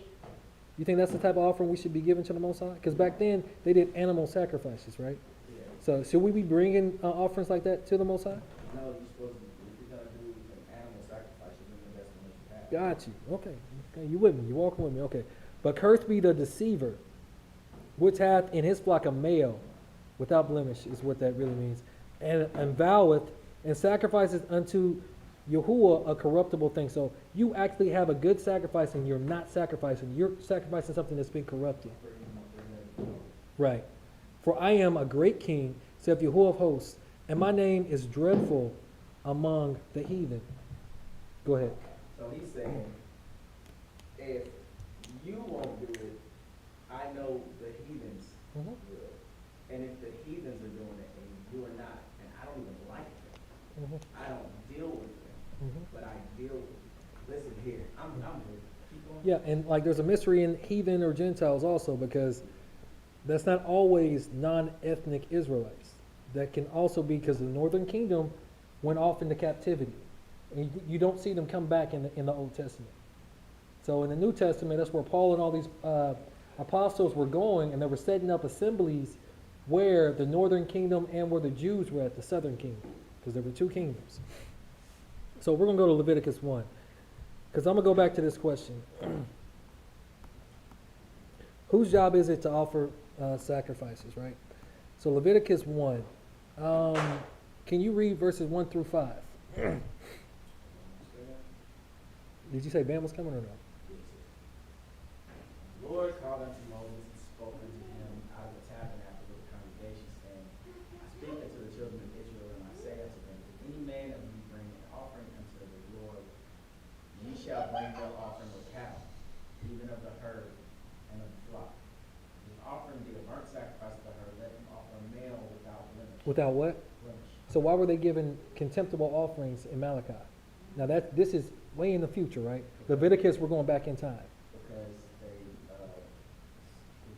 Okay. he shall offer it of his own voluntary will at the door of the tabernacle of the congregation for the Lord. He shall put his hand upon the head of the burnt offering, and it shall be accepted for him to make atonement for himself. And he shall kill the bullock before the Lord, and the priest, Aaron's sons, shall bring the blood and sprinkle the blood around about upon the altar that is by the door of the tabernacle of the congregation. So the altar was at the hatch over here before you offered, before you walked in. Is that what they're saying? There was a specific place, yeah, before the door. Okay, so But did you catch, okay, so I'm gonna ask this question again, and either one of y'all can answer. Whose job is it to offer sacrifices? Yours. Hmm? Yours. It's not priest, it's yours. So the priest became a scapegoat. A scapegoat. Yeah. Because even though, yes, because we saw that the priests, what they're supposed to do is, we'll keep going, okay. So, but you caught it first time, okay, good. We're gonna jump to Leviticus 3, right? And Leviticus 3, is that the whole thing? Okay. Yeah, it says, and if his oblation be a sacrifice of peace offering, if he offer it of the herd, whether it be a male or female, he shall offer it without blemish before Yahuwah. And he shall lay his hand upon the head of his offering, and kill it at the door of the tabernacle of the congregation. And Aaron's sons, the priest, shall sprinkle the blood upon the altar round about. So like you said, That was in 1 and 3. right. So it's the man's job to offer the sacrifice because we're supposed to kill it, right? He offered the sacrifice, killed the sacrifice, the priest then takes the blood And does what sprinkles they it. need to do with Right. Don't do it again. So in Malachi, what was happening was the priests, they corrupted themselves. I'm not going to go against scripture, but we weren't giving them the best that we had. We had the spirit of Cain on us. We would just give them of what we had. It could be lame, it could be sick or whatever. And then they were so perverted, the Levites at that time, that they just accepted it. And the Most High was like, wait a minute, it's supposed to be without spot or blemish. That's where we have to get in order. We were not in order. The Levites weren't in order. Go ahead. I don't have a real question. I just had like this thought in my head. So I'm wondering, at what point in time did somebody go ahead and say, man, he ain't really tripping on that. Go ahead and give him whatever. He'll be straight. That's what I'm saying. It became a ritual. So probably pretty early on, I would say. Because by this time, it was just that the sin cup had become full. If that makes sense to you. So it says, and if his oblation be a sacrifice of peace offering, if he offer it of the herd, whether it be a male or female, he shall offer it without blemish before Yahuwah, and he shall lay his hand upon the head of his offering, and kill it at the door of the tabernacle of the congregation, and Aaron's sons the priests shall sprinkle the blood upon the altar round about.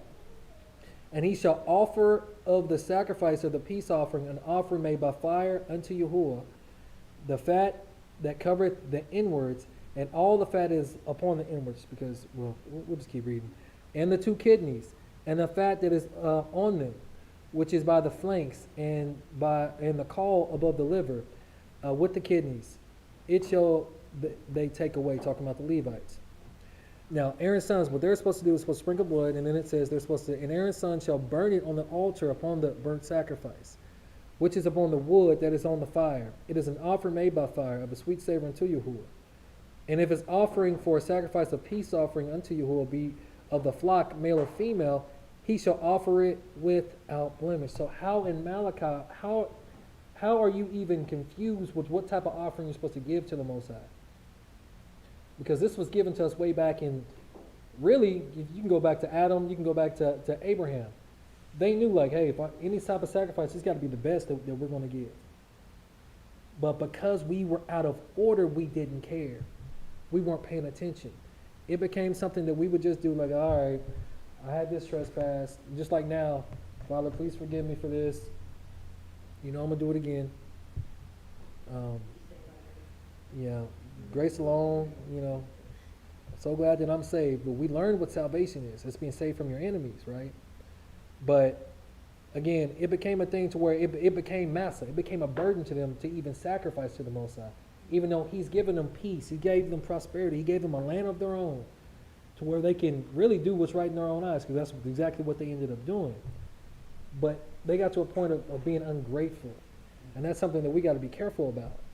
Because even though all this stuff can be going in today, and when we leave here, we're going to leave here with great possessions, those of us that make it, but the family structure, us as men, we've got to take care of the kids. We got to take care of our significant others if we have them. And it's got to be a thing to where we get out of our own way, because maybe it's something from the past that keeps us from really having that relationship with our children. Maybe it's a ex from the past that keeps us from having that relationship with our spouse or woman. But is the life or the lives of our children worth more than that? We got to start weighing stuff into balance, like what's really important. Because you're talking about eternal damnation and then potentially going into another captivity. Who here wants to see their kids slaves somewhere else? Again. I never want to see like my son in that, you know, and again, I'm new to being a father, to being a parent. Go ahead. Okay. As men, being head of the household, head of our families. I beg the question, did I fail mine? Are you dead? No, I'm saying, Okay. my Question answered. marriage that I When that's a loaded question. I have no clue. And what I'm saying is like, she went from being, you know, cool about going to church, you know, all this other stuff or whatever. And now that we're, yeah, that now that we're divorced, she's all of a sudden a witch. And I feel like somewhere along the line, maybe I dropped the ball. But at the same time, I'm not. I wouldn't put that at your door. No. That is- Her true nature came out. Yeah. She. She's always been there, you know. Yeah. Did you seek the Most High before you got married? That's the question I used to ask myself. I'm like, well, you know what? I seen that red flag. My bad. I did, but like he said, like the rabbi said,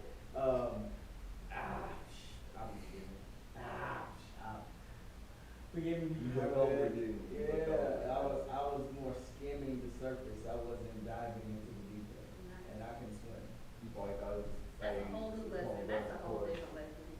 So I mean, sorry, it just the head of household popped up, and I was just thinking, you know, what if? How will I be looked at? How will I be judged if? You know what I'm saying? You don't go perfect on you though, bro. Yeah. So you gotta renounce, especially if you know she's a witch. She could be doing all kind of witchcraft on you. So make sure you definitely stay prayed up, especially if y'all aren't really on good speaking terms. Y'all just co-parenting.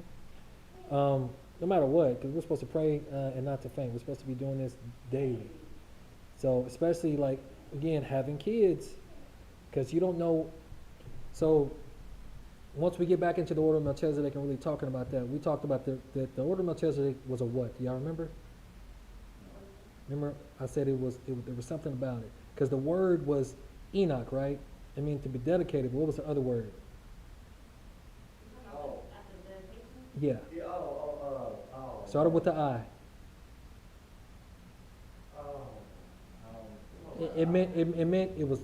Enoch means to be dedicated, but the other definition of it means to be initiated. Because it was a what? Still know? A secret society. That's what the kingdom of heaven is all about. That's why the Messiah wouldn't tell everybody about it. That's why only certain ones were even able to even be a part of the order. Because remember, the Messiah, he ended up having over 70 people. He said some hard sayings, some parables that they couldn't understand. That number dwindled down to what, 12. And one of them was a devil that betrayed him. It was a secret, right? And there's been a line of succession in that thing that we're going to eventually get back to and really learn about. But in order to understand that, we got to understand the order of Levi or the order of Aaron. We got to understand that the prophecy about us was that we would be a nation of kings and priests. Right now, well, especially in Leviticus, they still had to go through the Levitical priesthood. But there was another order, there was a higher order that only David could really re-implement. But again, we have to go through here. You have to go through Levi.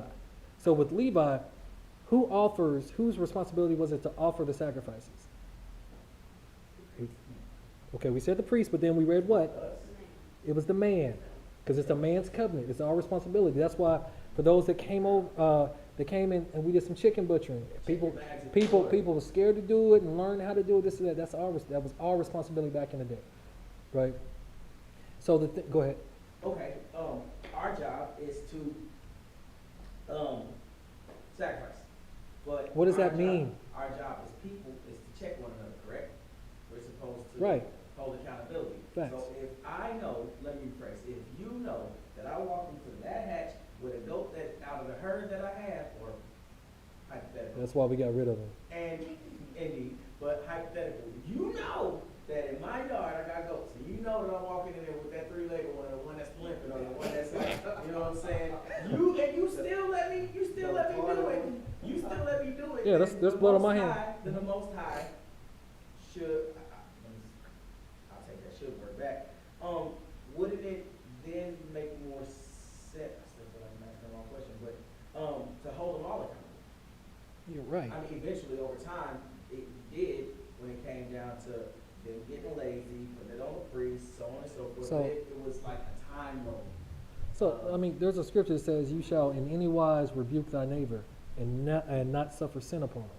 So yes, well, once we find out about sin, we're supposed to be like, hey, we're not supposed to be doing that. And you can't force nobody to be right, but hey, the blood is then off of your hands. So I'm gonna go back to what I was asking you though, because it just kind of came up. Now it says to offer sacrifices. What is that? Me, whenever I'm. Because this isn't even in the lesson. Like to offer a sacrifice, right? What is the sacrifice? Something you need to give up for worship. Right, Something I can live, something I feel like I can't live without. right. It's supposed to be something. So like with time is a sacrifice. And us as men, we don't want to spend the time that we need to help our children, to help our women to understand the ways of the Most High. Have a relationship with the Most High. Bingo. Brandon, That is a sacrifice. But we'll find things to keep us busy. This busyness, this lifestyle will be. That's what this whole thing's about. It's about a scapegoat. The priest became a scapegoat because we weren't given the things that we were supposed to give to them. And then the priests end up getting in trouble because they're like, well, everybody else, hey, this is what they giving. Hey, what you want me to do? Like, you mad because this heifer lame? This lame gave it to me. Like, what you mean? I'm for real though, because we became so polluted. So their offerings were polluted because it's a sacrifice without spot or without blemish is what we're supposed to give. And because, again, the prophecy is that we would be a nation of kings and priests. Only a priest is really supposed to be able to help you atone for sins. But that is the prophecy that was given to us because we're supposed to be able to understand and ascertain the order of Melchizedek is a higher order, and all that ties into the kingdom of heaven. Like the different laws of manifestation that, like, I don't know if y'all be on YouTube, everyone is a master manifestor this and master manifestor that. But it was given to us to understand the mysteries of the kingdom, the keys of the kingdom. But we can't even go through Aaron because when you offer a sacrifice, what happens? No? Okay, so it says, and if his offering for a sacrifice of a peace offering of Yahuwah will be of the flock, male or female, he shall offer it without blemish.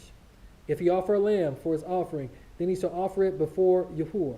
And he shall lay his hand upon the head of the offering and kill it before the tabernacle of the congregation. And he shall do what? And he shall? And Once and- he kills it. and he what did he do? What did he do? He put his hands on the altar. And he killed it. Yeah, he killed it, yeah. Put his hand on it, killed it, yeah. So the scapegoat is supposed to represent sin. So he was given the authority even then, but we didn't understand Melchizedek to cancel sin. Because that's what happens. That's why you put your hand on it. You impute that on the goat, Yeah, right? So we were always supposed to be able to see this, understand that we're under a higher order than the Levitical priesthood. This is a type. Now, there's an order of Aaron that's going to last forever. So But that's why in the New Testament, when you start reading certain things, you're like, okay, you're giving us the ability to remit sins. Okay. We didn't understand that because we won't go back and read Leviticus. You put your hand, oh, go ahead. Not only do we have the ability ourselves to forgive, to be forgiven or whatever, Mhm. but put my When hand, we're in order, we are in order. put my hand on the head of a sacrifice, Mhm. which passes my sin from me to it, Mhm. kill it, Mhm. ergo absolving me of any sin, That's what they used to do. as long as it's done correctly. And it's a good goat or a donkey But, or okay, but what does the good goat or donkey represent? something I can live without.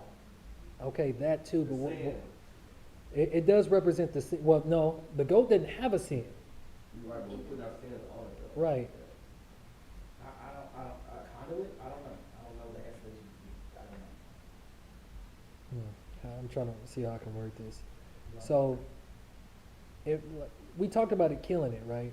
Yeah. Something died. So it's supposed to get you to the point to where you don't want to have to kill something for no reason. So when you're praying over your families and your flocks, like you don't want them to die for no reason. Because the Most High says what? That he visits the iniquity of the fathers to the third and fourth generation of those that hate him. And that could be death. Because you didn't do what you were supposed to do. I didn't do what I'm supposed to do. That can make it down 3-4 generations, and you know, y'all gonna go back into captivity. Y'all are gonna keep dying. Y'all gonna keep getting these same sicknesses, diseases, infirmities, whatever. Because you won't do your part. Or you won't do your part. I won't do my part. Because I can't sacrifice some time. Because we don't do offer sacrificial or animal sacrifices anymore. Right now, do we? That's what David started to understand back in the Old Testament. That's why he was after a higher order. And that's what the Messiah re-implemented in the New Testament. It's a higher order. But sacrifices of praise, repentance, that's what John the Baptist, that's the spirit of Elijah. That's what turns the hearts of the fathers back to the children and children to the fathers. But it's about you accepting responsibility, accountability.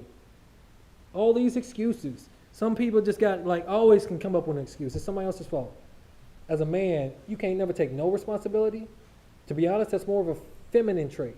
I'm going to be honest. Because I don't know if any of y'all have been with women to where it's just hard for them to apologize or admit that they're wrong. Because you said that women operate in their emotions. But you know what happens? Because we won't walk in our masculinity. Yeah, I said it, masculinity. We be operating in the femininity. And we can't apologize. We can't admit when we're wrong. All we do is lash out. That's a female trait. That's why I started checking myself and understanding about the year and a half ago. I started making sure to, if I do something wrong, apologize. If I lie, come out and tell the truth. If I wanted to do that because how can I? And that's what the book tells us. Approach somebody else about something they did when I didn't check myself. Right. So when I talk to my kids, one of the things I do is Judge if I say yourself lest you something be wrong, judged. Right. If I say something wrong, I want to go back and say, you know what, hey, I was wrong. Let me give you the right information because I gave you the wrong. I gave you bad word. Right. Let me give you the right word. Yada yada yada. You know,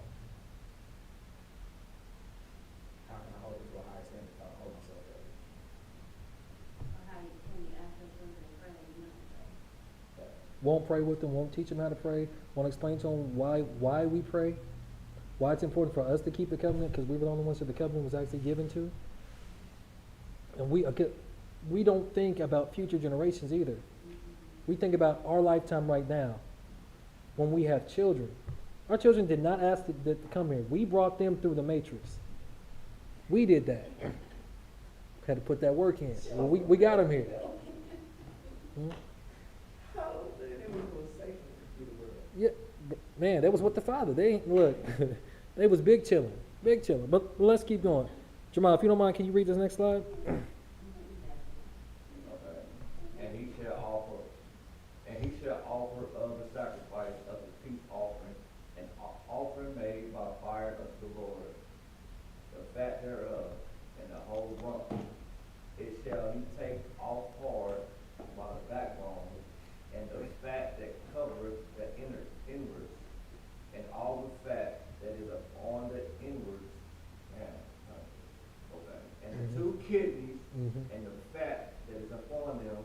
which is by the flames.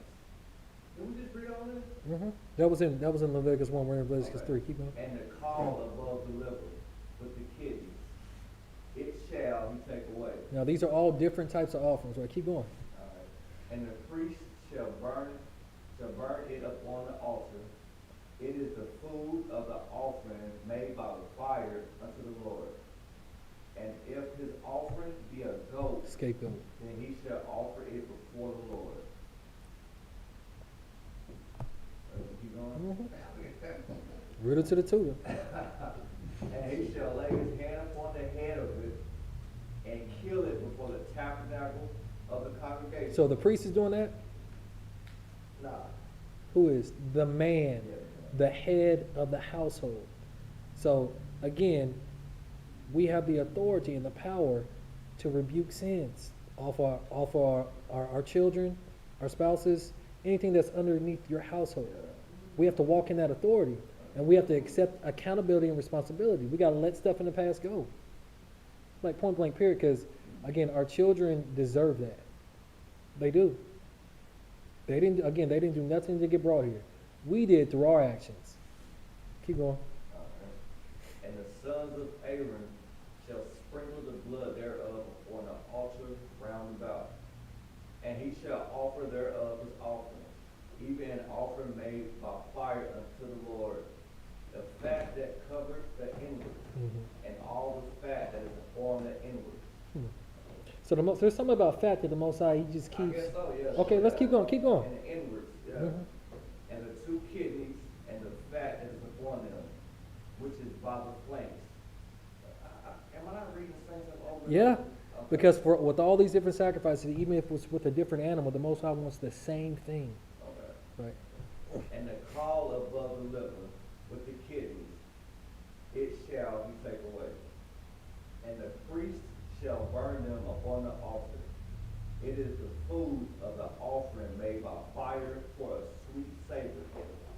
All the fat is the Lord. All the what? All the fat is the Lord. So we ain't supposed to be eating no fat. At all. Right, keep going. All right. That's why I don't like it. Mhm. That explains, I hate the It's texture. chewy and weird. I love fat. I ain't gonna lie. I love to eat fat sometimes. I like the fat girl. All right, we ain't talking about that. No, no. Oh, no. I stopped. I'll say, yeah. All right. It shall be a perpetual statute for your generations throughout all your dwellings, that ye eat neither fat nor blood. Okay. No more steaks for me. No more No more meat or rare steaks. medium rare. Yeah. We can't eat blood, bro. Period. That is the juicy steak. Man. Okay, so. Look at you, man, man. Today, I had some meat that I needed to make. It was ground beef. Mhm. When it fell into the skillet, some of the blood was still in there. It's cooked off. So, Yeah, as long as it's cooked, yeah. But if you're eating stuff like if you're eating runny steak, you know what a rare steak is. Stop playing with me. yes, sir. Stop playing with him. Or if it's barely cooked, like you know. Yeah, that's how some people do. I'm like, man, that thing's still moving. Like, what's going on? What in the world? Mine had cooked a little bit, but yeah. Not much. That's why, like, every time you eat one of those steaks, you be on the toilet for an hour. Man, it kills my stomach. For years, I used to tell you, like, why you always do that, man? I love it, man. Man, it's good. One thing about her, it takes them, No time to cook, literally. no, not that. It takes them a lot longer to digest. Not only that, all the organisms and germs ain't always cooked either. And the crazy thing is, y'all know this. I didn't say I eat my mediums rare. I You eat my did. You medium literally well. did. You was like, man, I can't eat it like that no I eat my more. medium well. It's not, okay, mine don't have, Yeah, that's not mine don't blood. have blood pouring out. Mine is literally cooked all the way through. It's got the little pink, but not bloody. That's still too close, bro. I think it's too close. It's like, Just no blood. Just be safe. No blood. Medium well is like a gray color, that means the blood is gone. Yeah. Medium is. Yeah, you're right. He's talking about medium. You're right. Yeah, I like my medium. And you know, Randy, and you know it because you can't even sit still right now. right. that's a. No. tick. That's a Uh-huh. tick. Uh-huh. Top five loophole. Uh-huh. But let's keep going. Leviticus 4, verses 13 through 15. And if the whole congregation of Israel sin through ignorance, and the thing be hid from the eyes of the assembly, and they have done somewhat against any of the commandments of Yahuwah concerning things which should not be done, and are guilty, when the sin which they have sinned against it is known, the congregation shall offer a young bullock for the sin. So we're talking about, the hearts of the fathers returning to the children, and children to the fathers. We're talking about us being in order, right? Then the congregation shall offer a young bullock for the sin, and bring him before the tabernacle of the congregation. And the elders of the congregation shall lay their hands upon the head of the bullock before Yahuwah. And the bullock shall be killed before Yahuwah. So, like even in the New Testament, it tells you about the laying on of hands by the presbytery. The presbytery is the elders, right? But again, in the New Testament, we were given the authority to forgive sins. And this is I'm just showing you the types, because this is through the Levitical priesthood, but then there's the order of Melchizedek. Go ahead. Why did we stop doing sacrifices like that, though, with animals and all that? The Romans. The Roman pagan, Long story short, the Romans. pagan. Yeah, because in the New Testament, we were under a police state. Now, they still allowed us to do sacrifices at that time. But then 70 AD rolls around, they come and destroy Jerusalem, and they ended all sacrifices in, I think it was 325 AD. Because then it was illegal to confess yourself to be a Yahudim, or what they call a Jew now, right? So they ended all of that, all of the oblations, none of that. Like you really can't even butcher any animals unless you are like own a butcher shop or something now, because they don't want us getting back to the heart of the fathers, and they don't want us getting back to who we are. Go ahead. So now that we know We should start back doing that. that, She said, "So we going to jail?" Do it in our backyards. What you mean, like? I hope you don't have a neighbor that's snitching. I don't care about my neighbor snitching. I just had one snitch on me the other day, and the cops took her gate. I'm happy. Yeah, I had one snitch on me too. But go ahead. So, I didn't strip though, like, that wasn't required by the Most High, for the most part.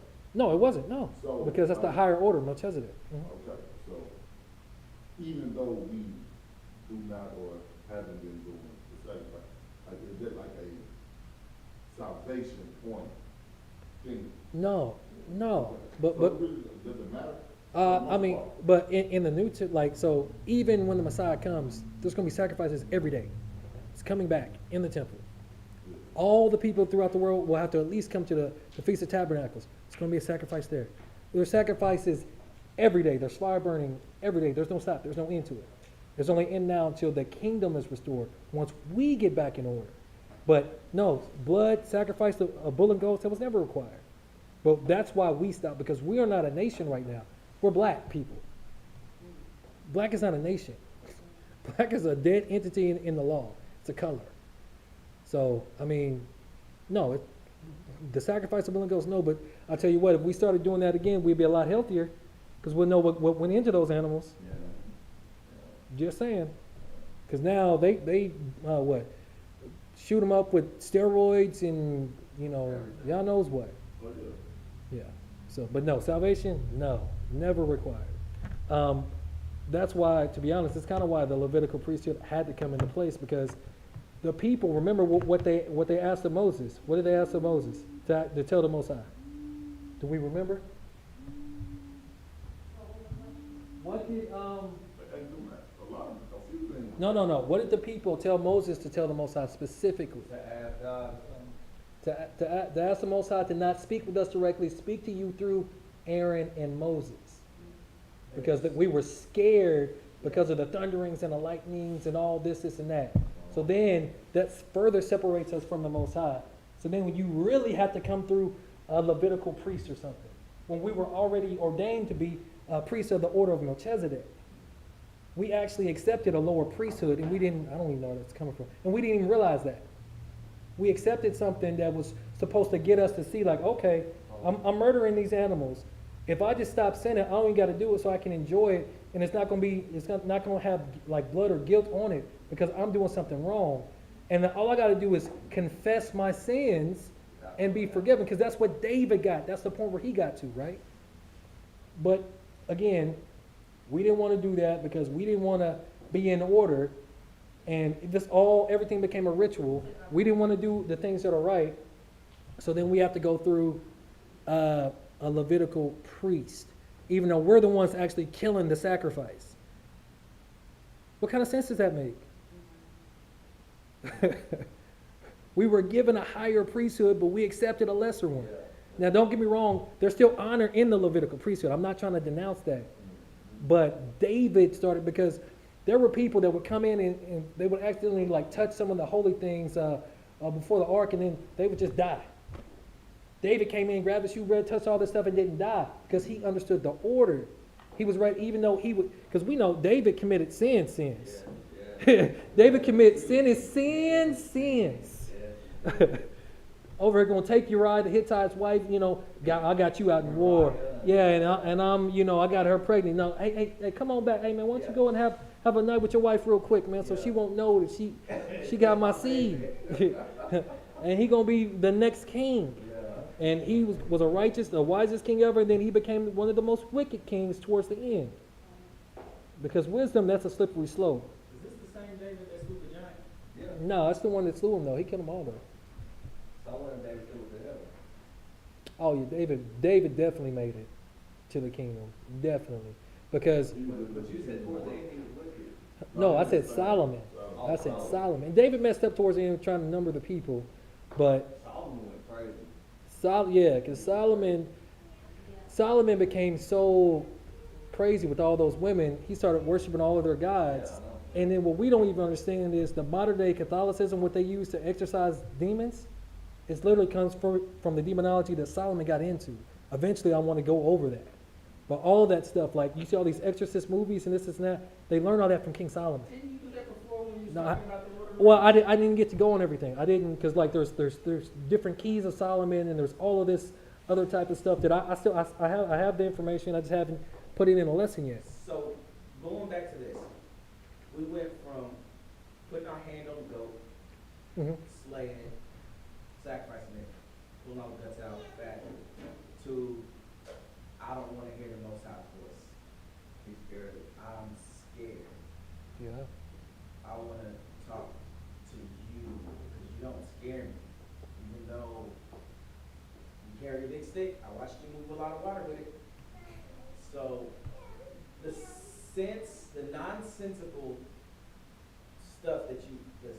Okay, sorry. And you got to understand, these people, to be honest, they didn't want to have to do any work. I mean, there's no other way to put it. They just wanted it to be easy. Like, okay. Like, all right. Well, we got Moshe, we got Aaron. Hey, the Most High, he done got us out of Egypt. Hey, man, on phone him, like, we good. You know what I'm talking about? Doggone it, we made it. You know what I mean? Like, but they didn't want to do any work. And then with what I'm learning with being a father, being a husband, that stuff takes work. Because every day you don't get up on the right side of the bed, your wife don't. A newborn definitely don't. Like, because you had to rebuke me a little bit. Hey, man, he a baby. Chill out. You know what I mean? I was like, man, dude, what's going on? He say stop crying, he's not gonna stop crying. He's doing what he wants. Look, I'm thinking. Hold on, you might think he's full, but he's not full. He's Look, a growing baby. and little Eliyahu, look, he don't, man, when he hungry, he gonna let y'all know. Like, hey, it's time to eat. Like, you gonna feed me. I don't know what you talking about, Dad. And he's not gonna stop crying till you feed him. Look, Or change him, yeah. And you learn the different sounds of the cries. yeah. Also, they can sense your energy. So if you upset, And boy. that's a big, say that again. And Yeah, that's when another you upset, they can sense that. It's gonna make So- you upset. And so, basing off of your energy, whatever you're going through, depression, you're battling something in your body, you're battling something in your spirit, this and that, the aura that you give off, your kids pick up on that. Yeah. That's why we're supposed to be reborn, right? That's why we're supposed to be renewing our mind. But the thing about it is, if we're not doing the same thing for our children, for our wives, even if you got nieces and nephews that are living with you or coming around, like, again, this is not even about the women, this is about us. Yeah. Because in the stuff so when a famine hits, when the world, especially here in America, really understand who we are, and that the plagues and everything that's happening is because of us awakening, because it's two awakenings. Us awakening to the truth and them awakening to because they've been in their salvation. They don't have nothing, they haven't had anything to worry about. But then, once we get raised, that means someone else goes into captivity, because you reap what you sow. Yeah. If we're not in order, and if stuff like happens to where they start coming for us and we can't control our women, we can't control our children, what's going to happen to them? There's no order. And then the crazy thing about it is that the Most High, He can't even control us. And He gives us free will, because you know, we all make mistakes. So ain't nobody in here better than nobody. We all make mistakes. And You yes, got something on that. I know you was- oh, I forgot You you gonna was in stop here. playing the time up. yeah, yeah. Don't tell them better than everybody. Totally forgot you was here. Yeah, it's like these people having, through time, Mhm. experienced the anger of Most High. I mean, there was scores of people that just kind of got swallowed up by a whole. Then there We're going to was- talk about that later. There was other people that turned around and looked at their city burning and turned it to salt. Then there was, it's just like, you know, it's just the learning curve is just gone. I'm gonna tell you where it started at. Bam. Yep. I'm not the awesomeness, I'm talking about before the awesomeness. Putting it before the shoot. But it comes from out, the Mhm. knowledge. Mhm. So, prime example about being wise, what's his name? Solomon? Mhm. Being wise, having too much knowledge. It's not good. Her man. Mhm. You be so smart, you stupid. Yeah, and so, like I said, so the knowledge of good and evil came from the plight of the apple. So, like we were saying, about, like, common sense will tell us, stop playing with that, stop playing with that man. He sit around and smote it, and smite, and threw and slew and all of these things we watch come to fight, defeat our enemies with barely nothing. And they, we still, to this day, we To still. this day? Kind of makes me wonder though, why when he did the flood did he not just, hey, there's So- not a single one of you. Which flood? So, hold on now. The only one I know about. Okay, now, The let's only say about flood I this. know about. And this is me and my common knowledge of what I know and you would think. So most likely celestial beings are unkillable. Yeah. That's why, you know, when they bit of the fruit, they were like, they don't not eat this fruit because they ain't gonna die like us. Yeah. So they're unkillable. That's why you have certain amount of, what's called octopus who must be millions of years old. Mhm. That's, you know what I mean? Crocodile. Things in the water is way older than the things that live on. Right. With flood. Mm. So when he said, let there be and all this, he said the spirit moves over the face of the water and the earth pretty much came forth. Yeah. It was already here, covered in water. Baptism. If I'm not mistaken, I don't think that the creation of things in the water was spoken. They was already heard. Mhm. You know? That's a mystery about Atlantis. Yeah. So these things, like I said, so they were unkillable. You know what happened? People started digging. But Noah wasn't Yeah. unkillable. Noah was his family. No. But because they was righteous in the most I high. get it. What I'm saying is, I understand what I'm saying. Just for conversation's sake. I wonder, having seen everything that's happened since then. I mean, there's been calamity after calamity after calamity. Chicago, let's just say. Chirac? Since Noah, Chicago. Oh, boy. Noah's fault, Chicago. Man. I'm blaming him. And I only blame him for the simple fact that, I don't blame him, you blame who? I can't say I blame. You say I Noah. took blame back. I took the word blame back, but I'm saying like, yeah, like after, and I realize that by saying what I'm saying, I realize none of us will be here. But it's like, if you know that we're stupid people, why not just do it all, start all over again? But see, the thing is, Covenant. Cause, that's what I'm saying. So when the Most High chose this elect, those people were righteous. The descendants after them started doing the most. So, prime example, your kids. So when you punish Levi for the things that is done, let's not let it fall back, let's not hurt it, throw a rock and break one window. But let it, prime example, you leave a legacy to them, you know Letty gonna be the most one to, she gonna make sure her brother and her sister is straight, she gonna make sure she invests properly, she gonna make sure all these things, because you know your baby. Why do I see that actually happening with like 2000? But, what's her name, what's her call it? Leticia, what's her name? The lady right there. But Jocelyn and Thaddeus, I give Thaddeus, he gonna dump it all in low rise. If I give it to Jocelyn, she gonna dump it all in fashion. But Letty gonna put it where it needs to be. They can't say, why Papa didn't do this for me? Why Papa leave this for you? Because you saw something in them that they didn't know about themselves. That's what the Most High did. He seen something in these people, like, these folks gonna be. Well, he did it on a way bigger scale than what I'm talking about. Because he knew what we was gonna do wrong. However, he doing it for his glory's sake. It's not even for us. He like, I'm gonna take these hard-headed, lazy, never-headed, you can paraphrase it. I'm gonna take these folks who I know the world gonna say ain't gonna amount to nothing, and I'm gonna make them kings, queens, priests, all of that, so that I get the glory. So I took the worst, so to speak, of the worst, and made it great. Made some good out. Like I said, I'm just paraphrasing it. I was the Most High, and I'm thinking, like I said, what I know, what I read. He was all knowing and all seeing, so he already knew that they were gonna do right. That's why he was like, no, I'm gonna keep you guys, don't feel that hard. Everybody else y'all know, because y'all not gonna bow down anyway. That's why he told them, don't you let nobody on this boat. They ain't gonna do right. Plus, there was a lot of Nephilim seed, and they probably could have destroyed the ark. I want to know how them Nephilim still survive. Eventually, I'm gonna have to get into it's not even a biblical text, it's a extra biblical source, And but in my opinion, I think they have underground, like subterranean, I ain't say bases, but they actually went underground and seal it. So the Nephilim is the great sea, right? Nephilim can't fly, so they have to be underground. technically it was a rough the Nephilim were the children of the fallen angels and humans. Yeah. So I said those are the great seas, so Yeah. celestial to those are the True, great that's seas.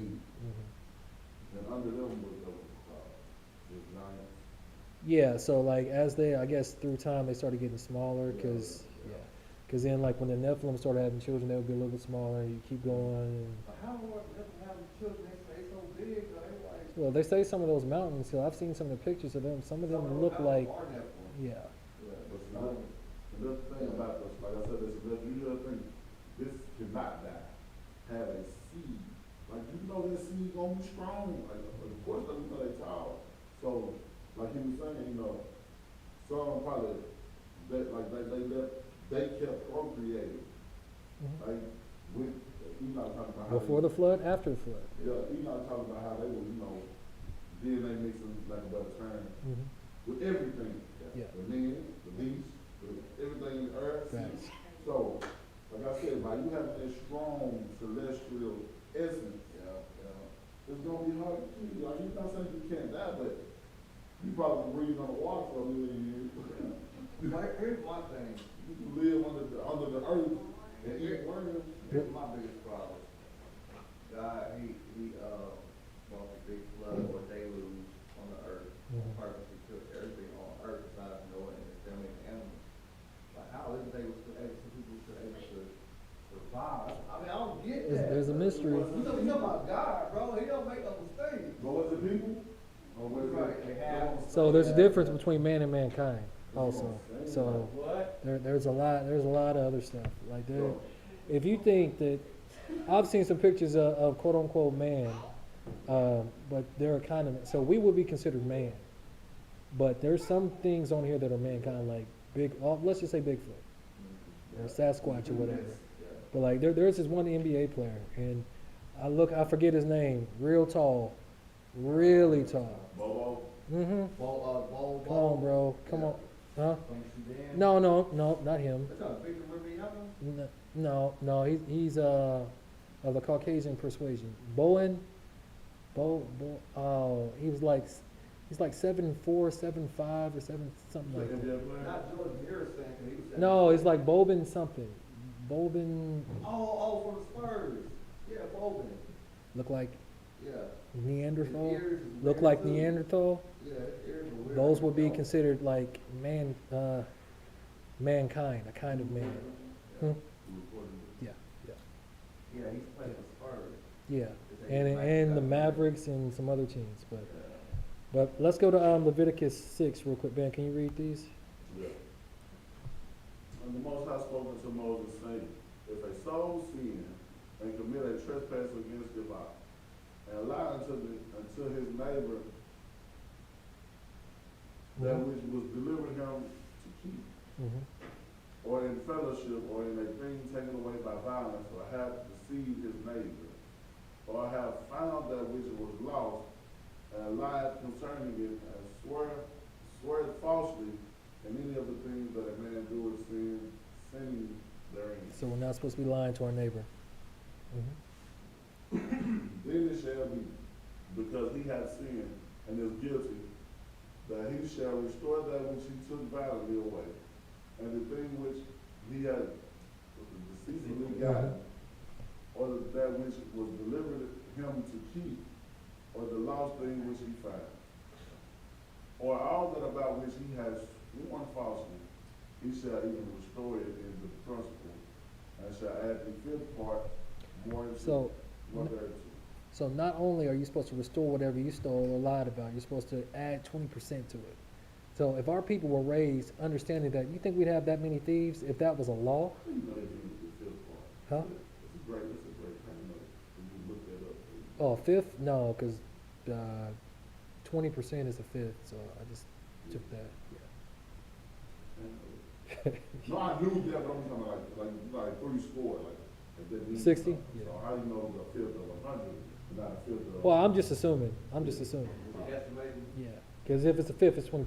So you're supposed to add a fifth to it. 1, 2, 3, 4. Anyway, go ahead. That's why people go 5 on me. I got 5. Okay. But yeah, you're supposed to add to it, gotcha. You ready? Yeah. And given unto him whom it appeared. Appertaineth. Appertaineth. Never heard that word. My what? In the day of trespass. Who it belongs to? Who's the owner of it? Appertaineth. I can't wait to use this. He shall bring his trespass offering unto Yahweh, a ram without blemish out of the flock, without estimation for the right estimation. Yep. For a trespass offering unto the priest. So I know that, so there's more than one, like, I know. there's a bunch of different offers. Yeah. Yeah. So not only am I supposed to give back what I took from you, I'm also supposed to give you what I owe you. Give a little interest. If you stole it, if you lied about it, And then go, sacrifice something. sacrifice land. Right. Right. But we don't have to do that because again, we're called to a higher order. But I just want to say something. yeah. We need to take this to the bank. That don't mean nothing like 1.5. I'm done. So we talked about a scapegoat, right? So what I was talking about earlier is the Levites became the what? Because we were supposed to bring a sacrifice without spot or blemish. And so they polluted the sacrifice because they probably got tired of it. Well, y'all only giving this, so I guess this got to be the best then. You know, hard times. Most High, he be good with it. So what's the definition of a scapegoat? So a scapegoat is something taking the blame. Yeah, pretty much. So yeah, a goat upon whose head are symbolically placed the sins of the people, after which he is sent into the wilderness in the biblical ceremony for Yom Kippur. So he's completely cut off from the people. One that bears the blame for others, one that is the object of irrational hostility. Irrational hostility. Where are you Scapegoat. getting your? Merriam-Webster. Yep. That's the, I haven't played that game. What'd you ask? That right there. Okay. Merriam-Webster. So, we're going to go to Deuteronomy 18 real quick. Oh, we might actually get through this. Okay. We're gonna read verses, looks like 1 through 8. Go ahead, Jeremiah. You raise his hand for that one. Yeah, him ready. Man. Him already ready. Alright, the priests, the Levites, and all the tribes of Levi shall have no part nor inheritance with Israel. They shall eat the offerings of the Lord made by fire, and his inheritance. So, the reason why we're reading this is because what inheritance did the Levites get? None. None. So they didn't have substance of their own. Right. Because the tithe was supposed to go to who? The Levites, and the stranger, and the fatherless, and the widow. And the offerings are supposed to go to the Levites as well. So the only thing that they even get is what we give them, and we can't even give them something without spot or blemish to make sure they're good, our own brother. Because what we don't understand is the Levites were taken as the firstborn of the whole nation. So the firstborn is supposed to get the Nahala, the inheritance. But the Most High was like, no, I'm going to be your Nahala. I'm going to be your inheritance. But we didn't even love our neighbor as ourselves enough to give them something worthy of it. But they became a scapegoat for us. But as you keep reading Malachi, though, the Most High was like, oh, I ain't forgot about you, Israel. I ain't forgot about you, Judah, as well. Yeah. But because we can't have that kind of love in our heart, they just like, well, okay, Most High, you know, we don't really care no way. We just trying to live. Everybody that be living it up. I mean, you know how our people do. You know how our people do. Keep going. Therefore shall they have no inheritance among their brethren. The Lord is their inheritance, as he hath said unto them. And this shall be the priests due from the people, from them that offer over a sacrifice, whether it be ox or sheep. And they shall give unto the priest the shoulder, and the 2 cheeks, and the maw, the first fruit also of thy corn, of thy wine, and of thine oil, and the first of the fleece of thy sheep shalt thou give him. So that's what the original offerings were, tithes. Now you would turn it into money in certain occasions. And you're definitely not supposed to be eating from people and, not pouring back into their life in some shape, form, or fashion because, again, we love our neighbors as ourselves. That's what we're supposed to be doing. Keep going. For the Lord thy God hath chosen him out of all thy tribes to stand to minister in the name of the Lord. Him and his sons forever. Who and whose sons? Him and his sons. Who's the him?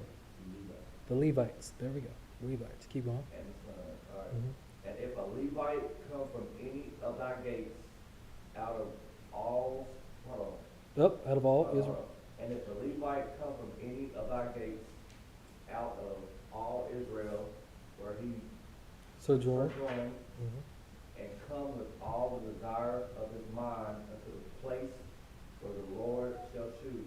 So if a Levite lives in any of the dwellings in Israel, right? Okay, keep going.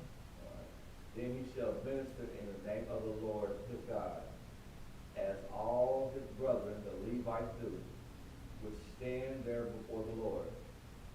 They shall have like portions to eat, beside that which cometh of the sale of his patrimony. Patrimony. But we get married nowadays in matrimony. Because this is all about a matriarch. But we are from a patriarchal system. Now they even the definition of patriarch, they try to say it has to do with like your heritage, your inheritance, your estate, your property, this and that, but they don't even tie it to marriage. But we know that when it comes to wedding, this is that if you follow the book, it's a patriarchal system. So with us reestablishing the order, we're getting back to patrimony, the patriarchal side. Us standing up, being men, doing what we got to do and getting our affairs, our families in order for the times that's coming. Right? Okay. So then, let's see. Yeah, because it says the quality, accountability. It says the quality of or state of being, especially an obligation or willingness to accept responsibility or to account for one's actions. So again, we try to pass everything off on everybody else. But the salvation of our children, again, the Most High visits the iniquity of the fathers to 3rd and 4th generation. third and fourth generation to those that hate him. But he shows mercy to thousands of those that love him and keep his commandments. Forever. Our children are worth that. They are. And again, blood's going to be at our doors or on our hands if we don't make sure that they're prepared. Especially if you got sons that are going to keep the covenant going because it's a man's covenant. Or if you have daughters, that way they know the type of man that they should be attracted to. or waiting on, because it's a good thing when a man finds a wife. Women shouldn't be going out, oh, I'm looking for a man. This is like, no. Your butt gonna stay in this house. And then the Most High is going to bring the right man, and you know what? There's going to be an order behind it, because he's going to go through you, through a patrimonial or patriarchal system. Go through you. You vet him. You do what you have to do to make sure, like, okay, you do your own research, like, okay, he cool. No, he a gang member. This ain't it. This ain't it.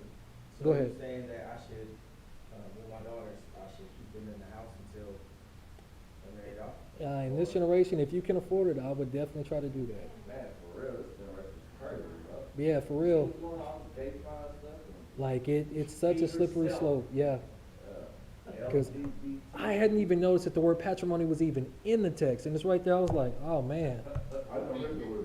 No, matrimony was a word. I'm not a patriarch, not Yeah, patriarch. the patrimony, I didn't Yeah. know. And like, when I said patrimony, I'm like, what's matrimony? It went mine. Well, but they don't even tie that to marriage, though. They try it to just property and stuff. I'm like, So, that don't even sound right. No. raises another question. Mhm. Following along with the, my kids in the house. So, they get older and I should more or less marry them off. Yeah. That's the order. Okay. That's literally the order. That's like, as a matter of fact, the men are supposed to like leave their household once they have their wife, right? That's the order. But if you got a daughter, bruh, like, especially if you can marry off to somebody with wealth, you make sure that there's a written contract, there's a dowry, you have a dowry for them. But yeah, man, like, you don't want your daughter to grow up and marry somebody in Satanism. You have no say so. See, the thing about this country is they take all of the power away from the patrimony. We have not, it's all about matrimony. It's all about the matriarchal system. We have to take our authority back. Like, no, you're going to be here, we're going to be good. And I'm going to vet whoever you think you're going to marry, because when we go back to the wilderness and when we get back to the land, guess what's going to happen? You ain't just marrying a woman willy-nilly. No, that he's going to invest some time into you. Yeah, you don't He's go- figure you out. He's going to check your sacrifices that you've been given. You don't check your symbols. Yeah, hey, temp check. I got a thermometer. What up? Like, for real though. Like, especially like both of y'all got girls. Oh man, you got a granddaughter and a daughter.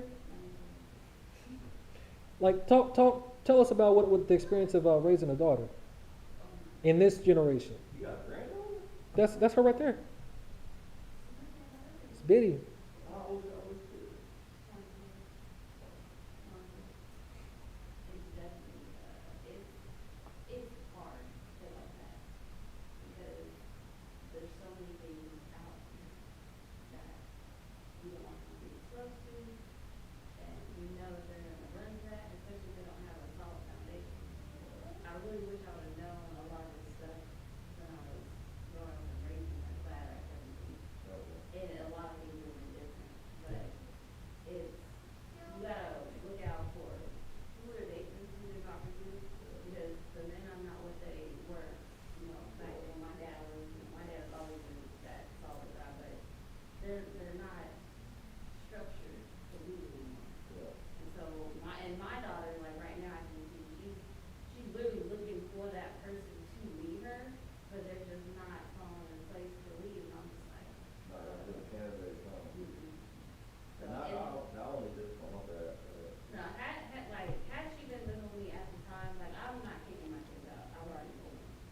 I need you to make your mistakes with me under my roof, Yeah, so that way I can meet who you're trying to date, yeah. so that way I can make that executive decision, like, no, that's not just that, because our people have it really bad to kick their children out when they try to.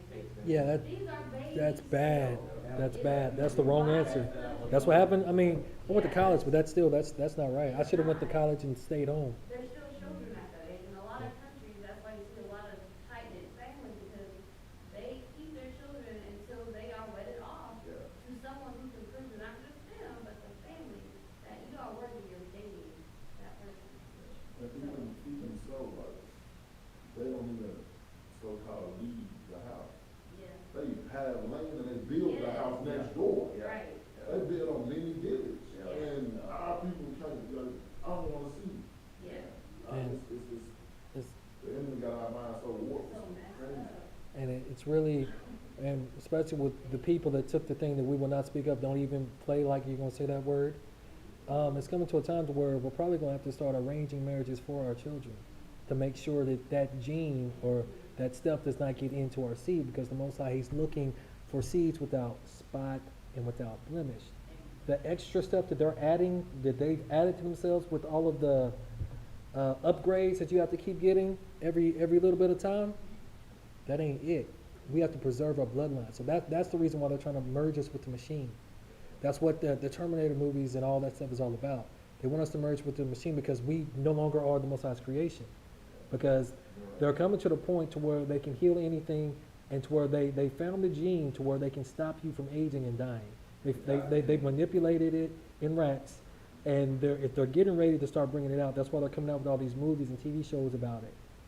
But once you take that stuff, you're not His creation. You're not in His image after His likeness anymore. Same thing with the Neuralink thing. Boy, Like you already know. AI, all the other- That's a part of it. That's a part of it. Yeah. Well, even on one thing. Yeah. Yeah. I would have been posting more videos, but I always get strikes, and I can't get on for months at a time, and like it's crazy because not even that big of a YouTube following right now, and every chance it I guess it just be hitting. They're like, nope, we're taking this down. But other channels, it's really strange. Is it because you're sharing somebody else's content, or you find your own content? Some of the stuff is even like you're supposed to be able to like comment and react under the what is that? Under fair use for educational purposes or whatever. But they don't even do that. So that's why I'm saying don't even say the word.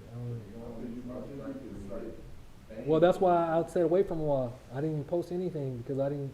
Now we're in the clear, so it should be another 3 strikes all over again. So. I think all you, if you say in the beginning of the video, really, educational purposes, you just like, I think that right there probably stop a lot. Okay, maybe. Okay, I'll definitely try it. I'll definitely try it because. This is for research and educational purposes only. And then like they'll say I said words that I never even said. I'm like, I didn't even say that. Nowhere in the video. But that's neither here nor there. So Exodus 10. So this is gonna go back to, well, in a minute, what you were talking about. We're gonna jump to verse 21 and read through verses 29. Bam, if you don't mind. And I said unto Moses, stretch out thy hand toward heaven, that there may be darkness over the land of Egypt, even darkness which may be felt. So yeah, it's gonna be like a thick darkness. This is why we have got to be in our order, in the right order, right? Go ahead. And Moses stretched forth his hand toward heaven, and there was a thick darkness in all of the land of Egypt 3 days. 3 days of darkness. Keep going. They saw not one another, neither rose any from his place for 3 days. But all the children of Israel had light in their dwelling. And Pharaoh called unto Moses and said, go ye serve Yahweh. Go ye, serve Yahweh, only let your flocks and your herds be stayed. Let your little ones also go with you.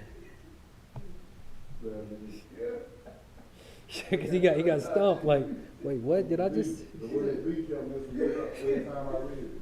I know the Lord. You didn't sound confident you agreed. At all. And Moses said, thou must go give us also sacrifices and burnt offering. Talking to Pharaoh, right? So this is something that's when I leave. Yeah. It's like He's Moses, telling- Pharaoh said, go, he's give telling me everything and go. He's like, nah, you know what's interesting? This is what he said. Facts.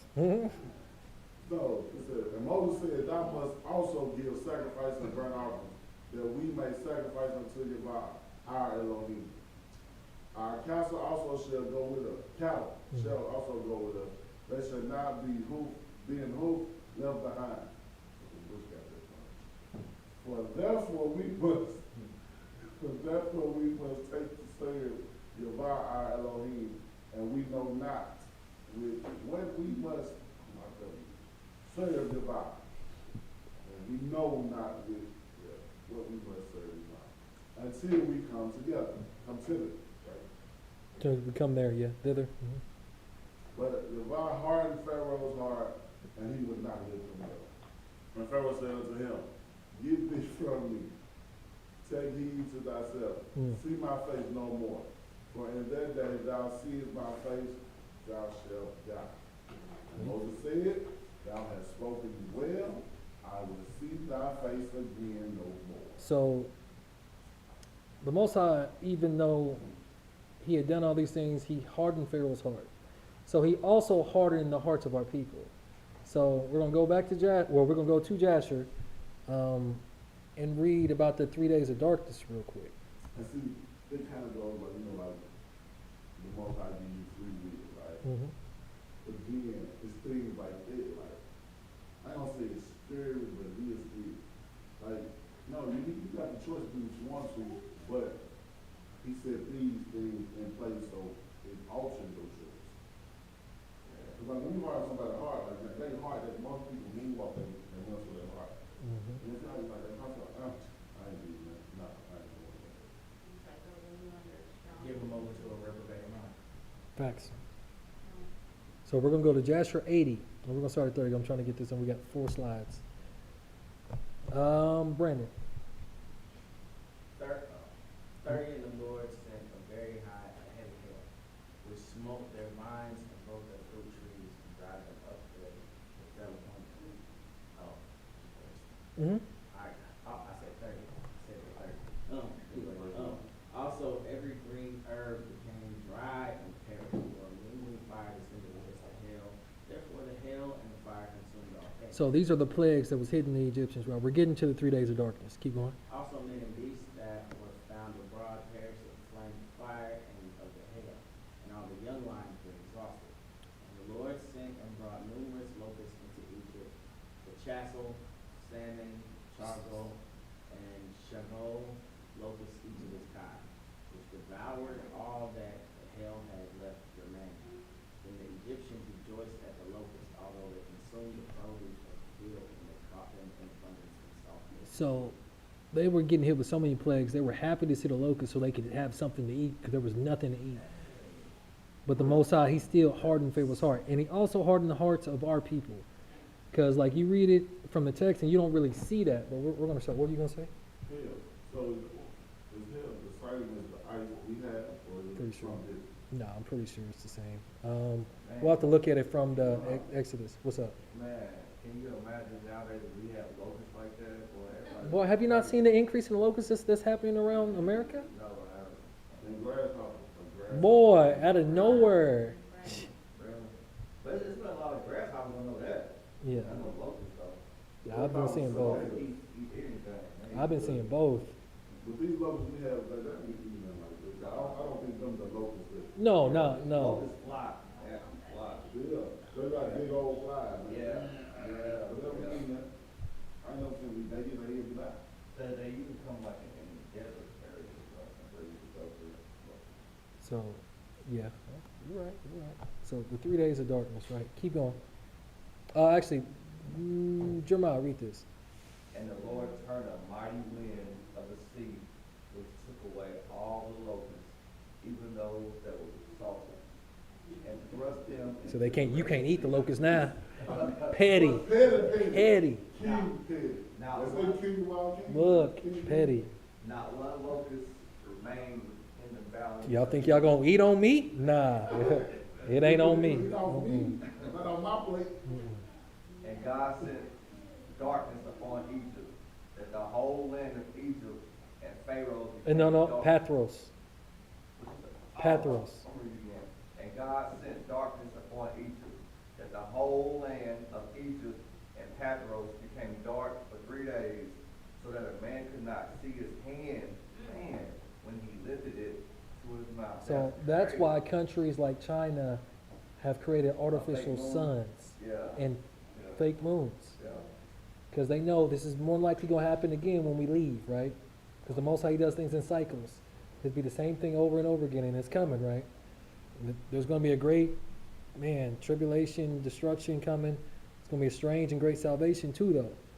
But it's our responsibility to be in order. Okay, keep going. Read this slow. Because whenever you watch the movies and the videos about the Ten Commandments and what happened to the children of Israel, they leave this part out. And they be pulling from the text of the book of Jasher. But they leave this part out. Go ahead. At that time died many of the people. Are you serious? Okay. At that time died many of the people of Israel who had rebelled against the Lord and who would not hearken to Moses and Aaron, and believed not in them that God had sent them.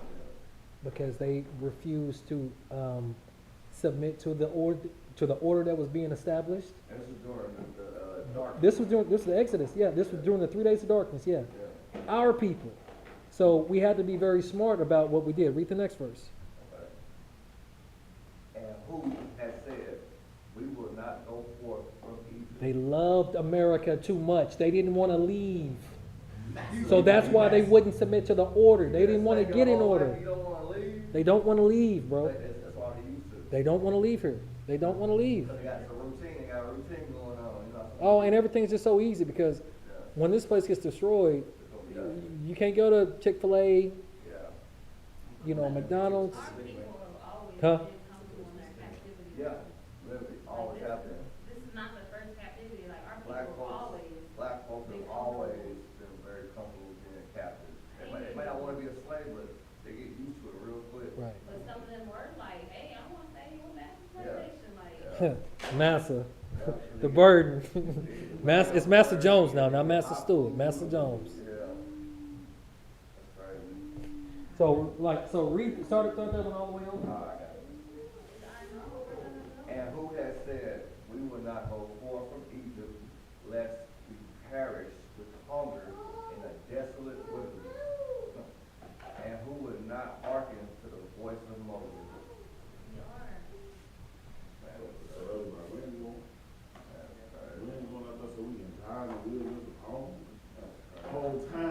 Whole time. They was hungry in Egypt. That's why he took away the locusts. So they married, but, sorry, I'm reading ahead, sorry. No, go ahead.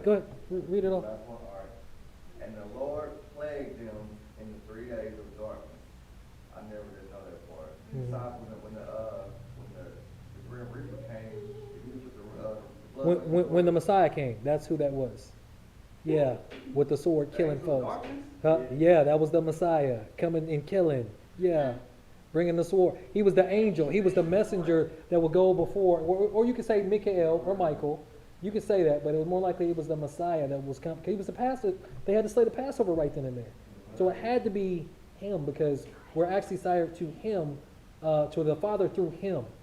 Because the Most High, He created everything through His Son. And we're the Most High's inheritance. But yeah, but keep going.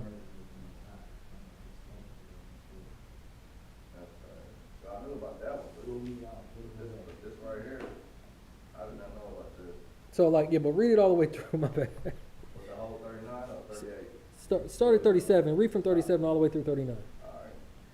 At that time died many of the people of Israel who had rebelled against the Lord and who would not hearken to Moses and Aaron and believed not in them that God had sent them. Because Moses and Aaron were there to set up order. There was the spirit of Elijah, returning the hearts of the fathers to the children and children to the fathers. Yeah. Because when Moses came back with Aaron, the first thing he did was setting up an order. He went to the elders.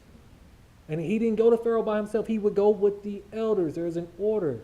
That's what we have to be establishing. Order, not chaos, not confusion. Order. Keep going. All right. And who has said, we will not go forth from Egypt, lest we perish with hunger in a desolate wilderness, and who would not hearken to the voice of Moses? That's why the scripture says in the New Testament, all Israel's not Israel. Yeah, So they were never with him. yeah, Period. yeah. Yeah. Keep going. Yeah. Finish it out.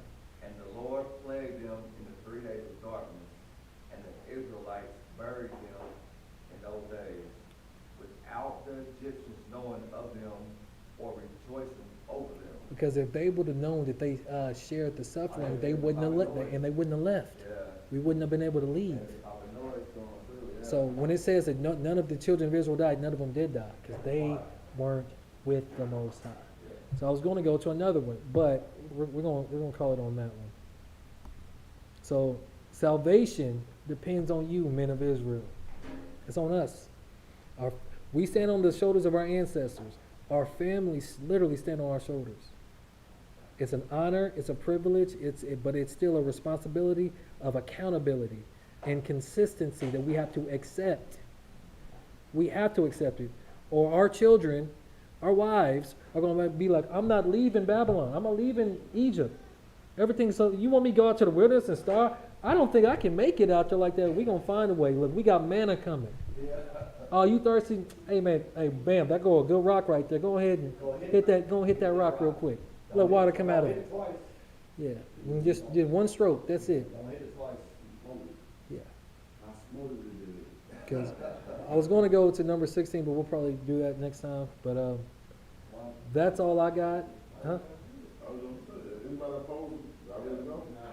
Yeah, no, that's we were on time. So yeah, we were on time because we were on time. Hey, so again, this is returning the hearts of the fathers to the children, and children to the fathers. This is about the sacrifice, the scapegoat, and this is about us. The whole covenant, the whole book, patrimony is about us getting it right. So let's get it right. Does that make sense? Okay, Master, you mind praying us out? That's Master Jones now, not Master Stewart, Master Jones. Father, we just thank you, Father, for a Shabbat, again, it's been a while, so we thank you for the gathering, Father. We thank you for the knowledge and the wisdom that has placed in our hearts and our minds, Father. We ask you that we retain the information, Father, and apply it to our lives, Father. And we thank you for Manny, Father, for giving us the wisdom and knowledge and the Thank you for your word. Father. We just ask you to protect us as we're going home, Father, and just place your hands around our families, Father, so that we can share the word with them as well, Father. And we just ask you to bless the furtherance of this Shabbat. Thank you. Shalom, fams.